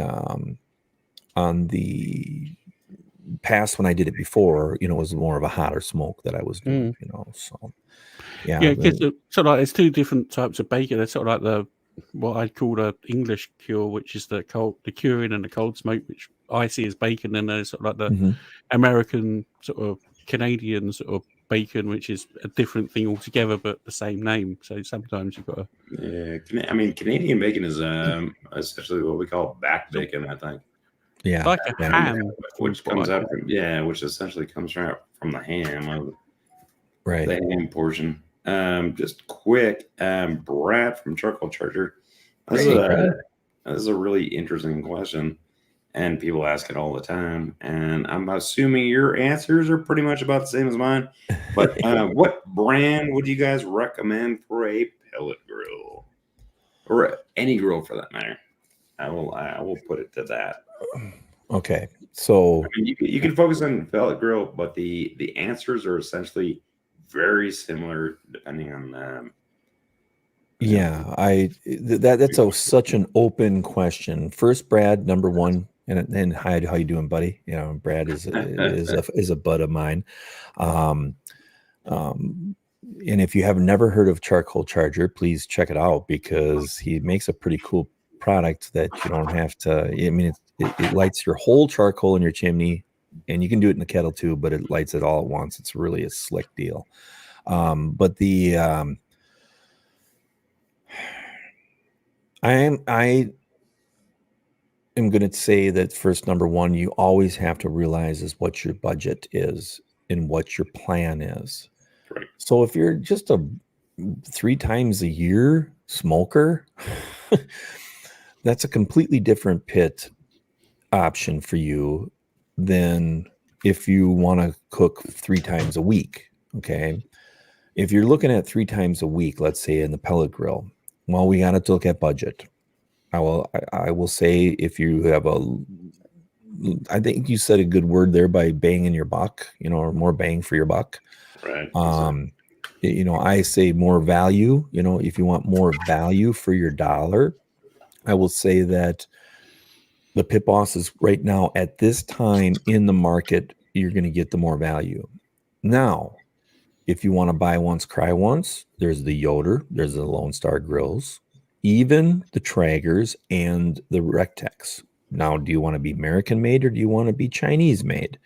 That's a big question there. If you want to be American made, then it's Yoder, Lone Star, Pits and Spits, you know, whatever. If you're looking for kind of in between, like you're paying a lot of money for a pit, but it's not as well known, but it's going to be better than the box store entry level ones like the Pit Boss and stuff. Smoke Daddy makes a hell of a pit, and they got little minor changes they do all the time, but it's a hell of a pit. Both of them, they're horizontal and they're vertical. But dollars is really important in size. So if you're planning on feeding 2 people, you and your wife, okay, you and your wife, you're going to make, you know, that's all. Nobody's in the house anymore. Well, then get a pit that you can feed 4 people, because you're going to have friends over.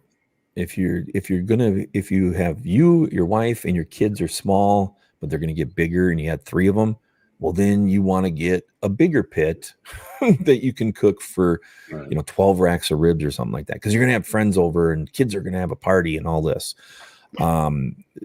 There's so many variables into that whole deal.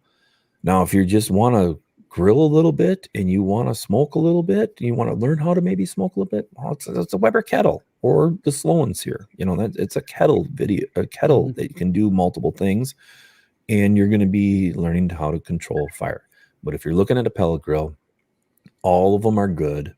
All of them are good. I don't care what anybody says out there.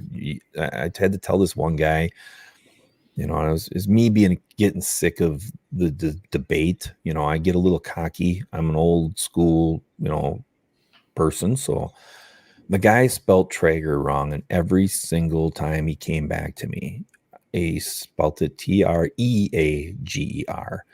And I said, dude, I understand, but you have to do yourself a favor and quit looking at your belt buckle upside down, because Traeger is spelt Traeger. And he never replied back again. He probably went and thumbs down it, or probably already did. But it's the truth, I mean, I'm not a brand person, so I will tell you that the RecTech makes a good makes a good pellet grill. It's costly, but they have one of the best controllers out there. Pit Boss has all around great value, and it's beefy. They're using pretty heavy steel. Traeger has a great controller as well as RecTech. I want to buy a RecTech just so I can do a matchup between the RecTech, because that is going to be a fun video, because there's Pit Boss people, but I think Pit Boss people are value conscious people. They're not buying junk, they're buying good stuff. They're more value dollared people. Okay. And let's be honest with you, they're box store purchase people. Yes, Home Depot has Traeger. RecTech is nowhere, but buy it from RecTech. Okay. But RecTech is a couple $100 more than the Traeger. So, you got to look at everything that's involved. There's so many variables. It's hard for me to answer that, but buy a Pit Boss if you're brand new. Buy a Pit Boss if you're brand new. And then if you get better, sell it on the marketplace and buy either another Pit Boss or buy a Lone Star Grills, and you'll have that forever. So yeah, long story to really not even answer it, but buy what you want to do. Does that make sense, Charlie? Is that good enough answer to? Yep, perfect answer. I completely agree, and I prefer my expression more bang for the buck as opposed to your cruddy expression more value for the dollar, because I like banging versus value. I understand that. I understand. It happens. Here we go. Yeah, maybe Traeger. Maybe spelt wrong. Brad, don't buy that belt buckle. Traeger. For sure. Right. So we're starting to run a little bit long now. We're nearly in the 2-hour bracket. We've got 20 minutes, so we're here 2 hours. So I've got a couple of little standard questions. What is your most exotic meat you've eaten? What would you say that is? Oh, people don't. A lot of people know it, but a lot of people don't know it. And the weirdest crap that I've ever eaten is lutefisk. Let's be honest with you. Lutefisk is a Norwegian fish that's cured in lye, and it's just it's disgusting. And you got to put it on potatoes with a lot of salt and pepper. But lutefisk is one of my things that when I say that I've eaten that, people look at me like, really? But I've eaten horse. I've been in Germany, we're in the Rhineland-Pfalz area, and I've eaten horse, and it wasn't that bad. Didn't hate it. Had the burger and the brat.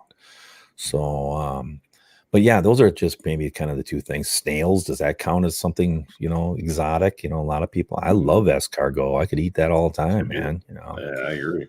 But I've got some of that in the freezer as we speak. I'm going to have that soon. Yeah, it's good. I mean, I don't mind that stuff. I love oysters and all that stuff. And, I like seafood. So, I'm not really, I don't want to eat fruit. That's probably, if I ate fruit, that's probably exotic, in my real life, because when I was a baby, I used to puke it up all the time. My mom said she'd put something in. The only thing I would eat was peaches, and it's still the same thing today. I'm better. I'll eat pie. So if someone put an avocado in front of you, I'll be sort of. I'll eat avocado dip and stuff like that.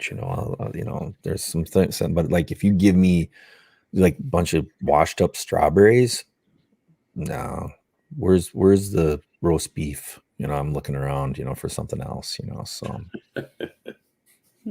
But yeah, that's kind of it. But lutefisk, everybody should eat lutefisk once in their life, so they know the torture that I went through being from a Norwegian family. That's right. What is it? Fermented fish or something? It's just soaked in lye. And then you get that, you boil that lye out, and it becomes jello fish. It's like jello. Yeah, it's essentially like a jellied fish made out of Can't remember what fish they make it out of, but so is it? it's similar to like a salt cod or bacalao. Yeah. Yeah, but it's jellied. Yeah. So is it like a jellied eel? Hmm? Have you heard of jellied eel? Probably so. Maybe it's like a London thing from UK. It's jellied eels. It's like if you eat it by the seaside, basically, it's cooked. They cook it until it turns into its own jelly, and then it falls off the bone. You generally have it with vinegar or something like that.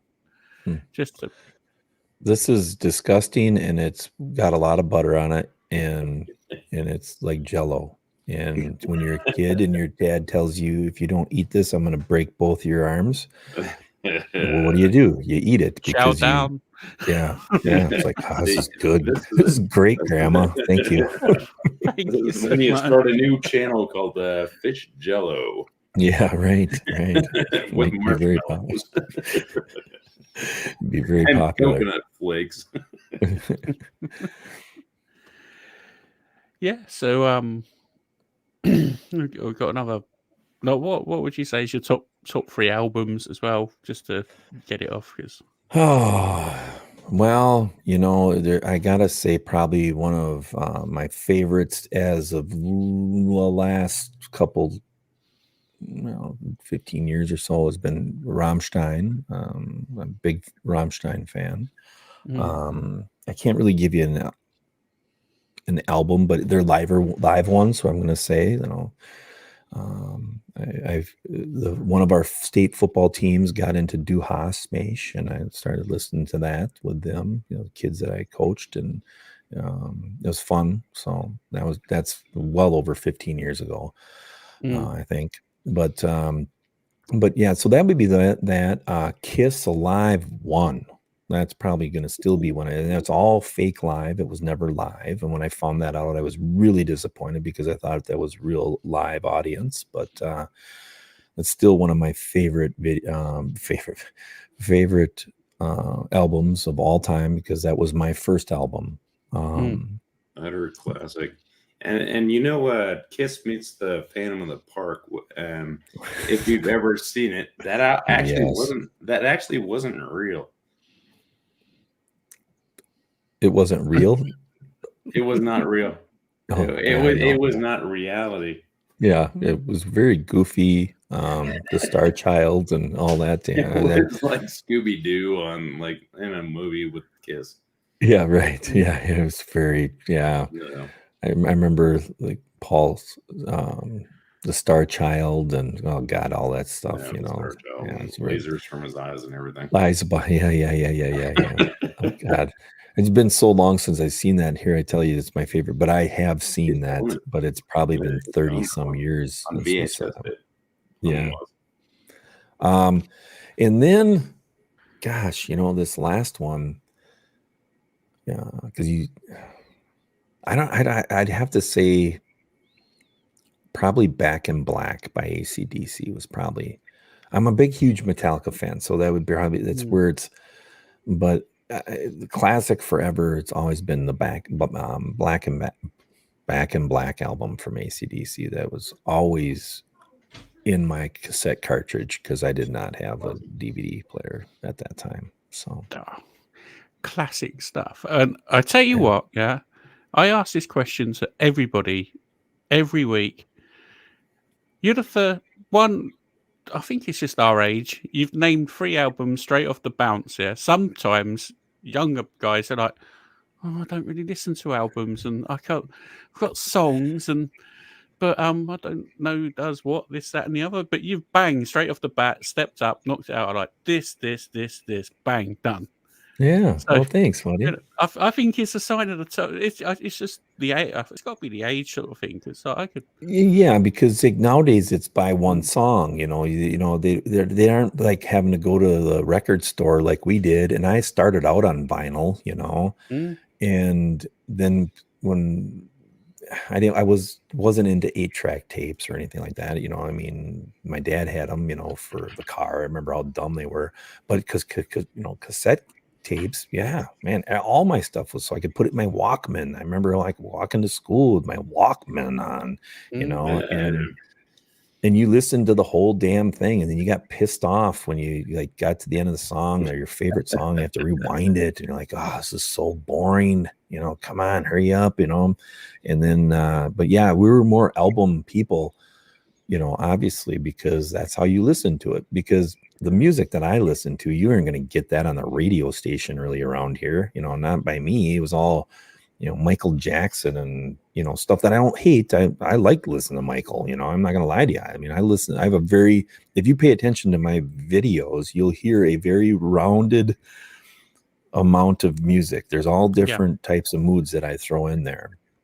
And, but I mean, my real true thing was Metallica, Megadeth, Ozzy, AC/DC, Kiss, and that rocker style, Slayer. Jesus, how many times did I listen to Angel of Death back as a kid? So a proper metal dude. That's what you are, man. Yeah. But yeah, that's about probably it. I like country music too, though. I really do. So, I haven't even asked half the questions I wanted to ask, but I equally as well. You're singing thing you done with Greg, the Slim Shady, I'll say, because I can't say Eminem. I can't get the words out because I'm laughing. Where did that come from? How did you get the idea for that? It was brilliant. Well, it popped in my head because, I listen to Eminem. I listen to everything, to be honest with you. I was coming back as a champion. Greg said, hey, do you want to come back and sing? And I'm like, yeah, and I knew I was going to have to come back, and I didn't want to be booted in the first week. So obviously I'm like, it just popped in my head as soon as he said, you want to come back? And I'm like, yeah. And it's instantly, guess who's back again? Mm-hmm. Racer's back, so it just kind of flew right down the brain, but I had to take some of the lyrics and change it more back into mine, but still make it resemble the song. Mm-hmm. And I'll be honest with you, I only got knocked out of that competition for one reason and one reason only, because the song that I was trying to do did not work. So I had to punt and do like Seven Nation Army song, Mm-hmm. For a backup, because I was doing Gammon style, and I had the lyrics, but I just couldn't spit it out fast enough. And I have it. And if I come, he's coming back. I am coming back with that as my first song, and it's going to be epic, dude. It's going to be epic. And I just couldn't. You should. Yeah, they want me. Make it. They want me back again, and but the lyrics are good. And it's it flows pretty good with the song. Yeah. Oh yeah. Dun, dun, dun, dun. Yeah. So it's gonna be pretty.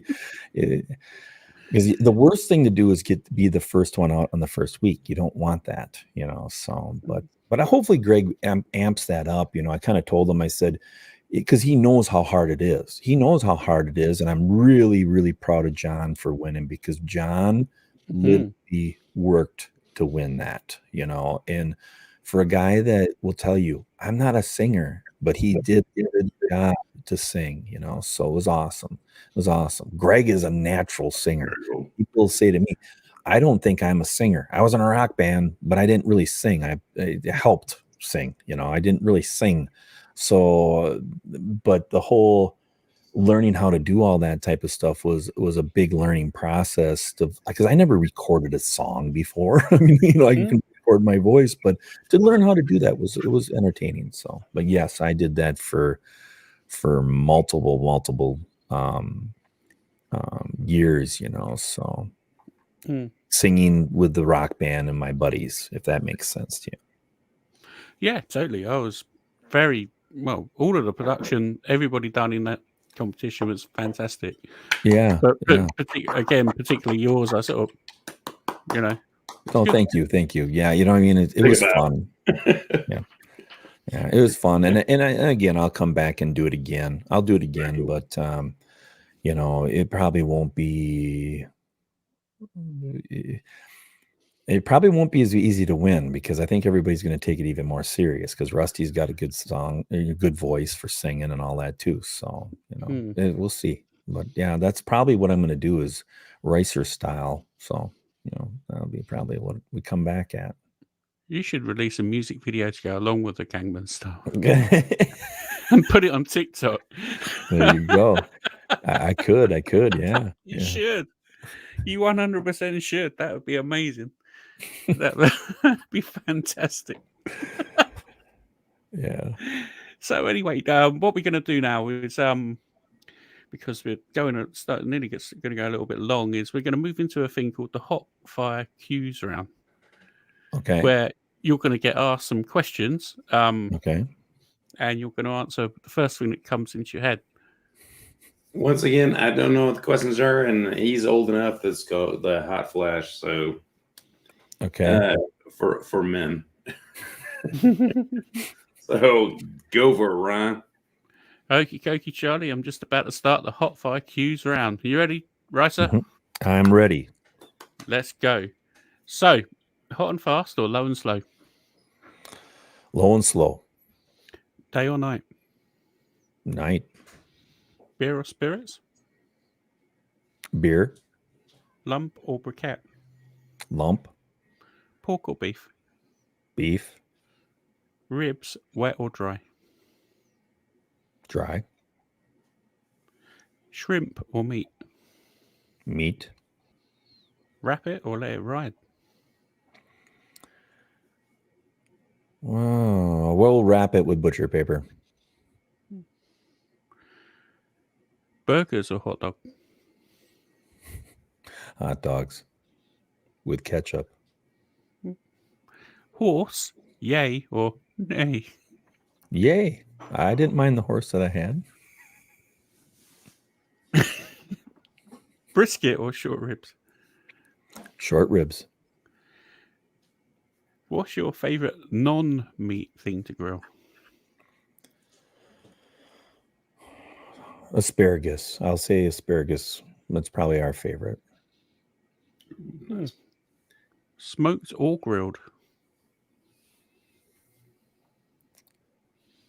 Grilled because of ribeyes.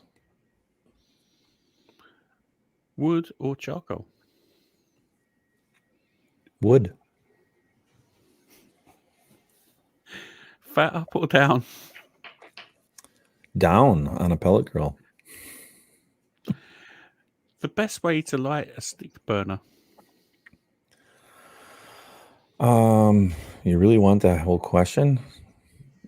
Best way to light it is keep a little bit of airflow, keep your logs split. You can build a little bit of a teepee, but you want that airflow from that door right through into the chamber. So you keep a little bit of a gap in between it. So you're always getting that airflow through there. And then stack a couple on top, nice and dry. Start with, I always say like 2-finger to 3-finger split. No wider than that. Get her going. Depending if you got 1,000 gallon, it's a different story. You got a lot bigger, fire pit. But does that make any sense? What I'm trying to tell you? That's definitely the most in-depth answer I've had for that. Some people have just said with matches, so that's good. That's a good one. No, just simply no. You were doing so great, and then it was ketchup. Yeah. Ketchup on my hot dog. Yeah, I love getting shit for that, And the reason why I do like ketchup on hot dogs is because it reminds you of being a kid. It really does. When you're a kid, your parents give you a hot dog and they put ketchup on it, So it's always kind of reminds me of that. So I know, Charlie. I know. There's nothing wrong with doing what you like. Yeah. But I like mustard on it too, and relish, but a little bit of ketchup. I'd have ketchup all day if I'm honest, and burger cheese on a hot dog. I don't care. Yeah. If you're going in, you're going in. That's right. Sweet or savory? Savory. Rum or whiskey? Whiskey. Right, that's the end of the quick fire cues round. No, one more. X-rated or G-rated? X-rated. Yay, success. Favorite holiday? 4th of July.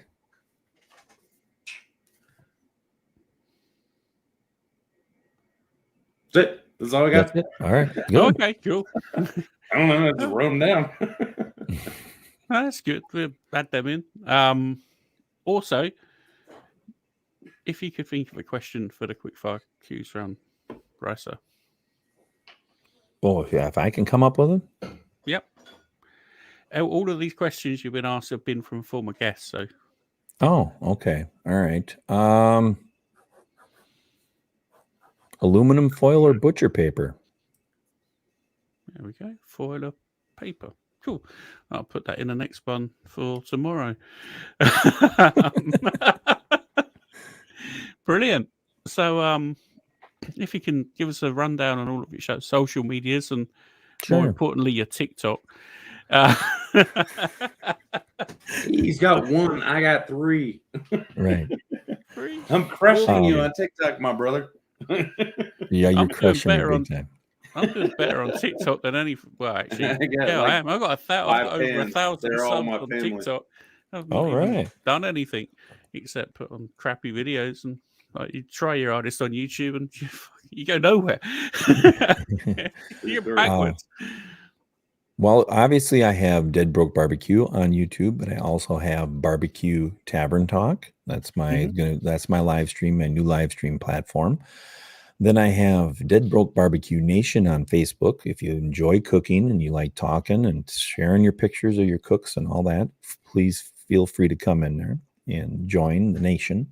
Then I have Instagram, Dead Broke BBQ, and then TikTok is Dead Broke BBQ. So I can be found on all of them as Dead Broke BBQ.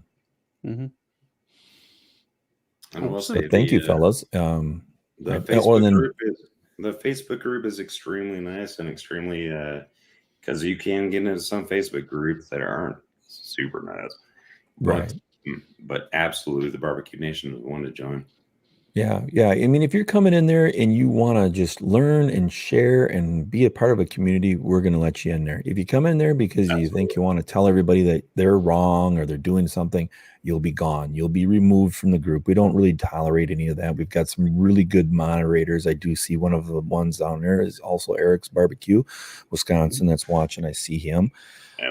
He's a moderator also for the group, and we want everybody to. It doesn't matter. I don't care if you cook with a coffee can and paper towels. Okay, I want you to have fun and have a place to be with people that also like to cook. So, and it doesn't have to be just barbecue. I like when people share their Italian recipes, to be honest with you, because that gives us ideas. Because you can only eat so much barbecue all the time. I mean. Really, let's be honest with you.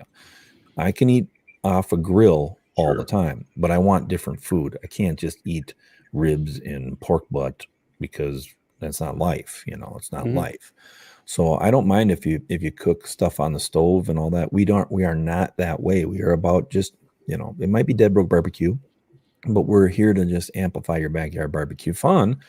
Well, you can have fun in the kitchen and go out and eat in the backyard, right? So, I mean, So yeah, feel free to come on in there. Bring a good attitude and a lot of good questions and a lot of help and help people. Don't degrade people. I don't go for that at all. Yeah. Well said. Yeah. But thank you, fellas, for having me on. I appreciate it. We gotta fly the friendly skies here and get to a football game, and I gotta pick up some pork belly and some round eye too. So, but great job. I really appreciate you having me on again. Can't believe it's been around a year since I've been here. Continued success to you, and great conversation. I really appreciate it, guys. Oh, thank you for coming on as well, Jeff. It's much appreciated. Charlie, if you want to give a rundown on your social media as well, because I still haven't made anything up yet. I'm sorry. Sure. My social media is Pickles Barbecue on YouTube. It is pickledcooking@gmail.com if you want to actually email me. It is Pickle Cooking also on Instagram. I have to look this up because Pickles Barbecue was actually taken on Instagram, so I ended up using Pickle Cooking. which is totally fine. But feel free to check me out. My name is Charlie, and I'm more or less friendly. Yeah, really friendly guy. What about your TikTok? Oh yeah, I think it's Pickles Barbecue or something. Who knows? I don't know. Something like that. Right. It's been right. I got Thanks a lot. subscribers, and like several of them are my friends, or actually family. And then yeah, I don't know. So knock yourself out. Look me up, Pickles Barbecue on TikTok. I'm coming to find you on TikTok. I didn't think you'd be a TikTok type of guy, Charlie. I'm impressed you've got 3 videos up. So yeah, right. I am not. Yeah. All right, fellas. Well, I'm gonna roll. We hit that time. So, but yeah. But thank you. We've gone on. But again, thank you so much. Thank you for coming on. I'll run the pub club. I'll put a link in the chat if you want to jump in. Thanks again, Jeff. Much appreciated. Yeah. Take care. See you, have you on soon. All right, sounds good, and good luck. And we'll catch you guys later. Thank you. Cheers. It was a pleasure, Russell. Right. All right, then. Go and answer the door if you need to, because I know I do. I can definitely hear the bell ringing. I definitely do. Yeah, it's gonna be. What time is it? I've got to cook steaks at some point or another. I'll have to figure out. But I shall be back in a little bit. Okay, I'm going to run the intermission, and I shall see you guys on the other side.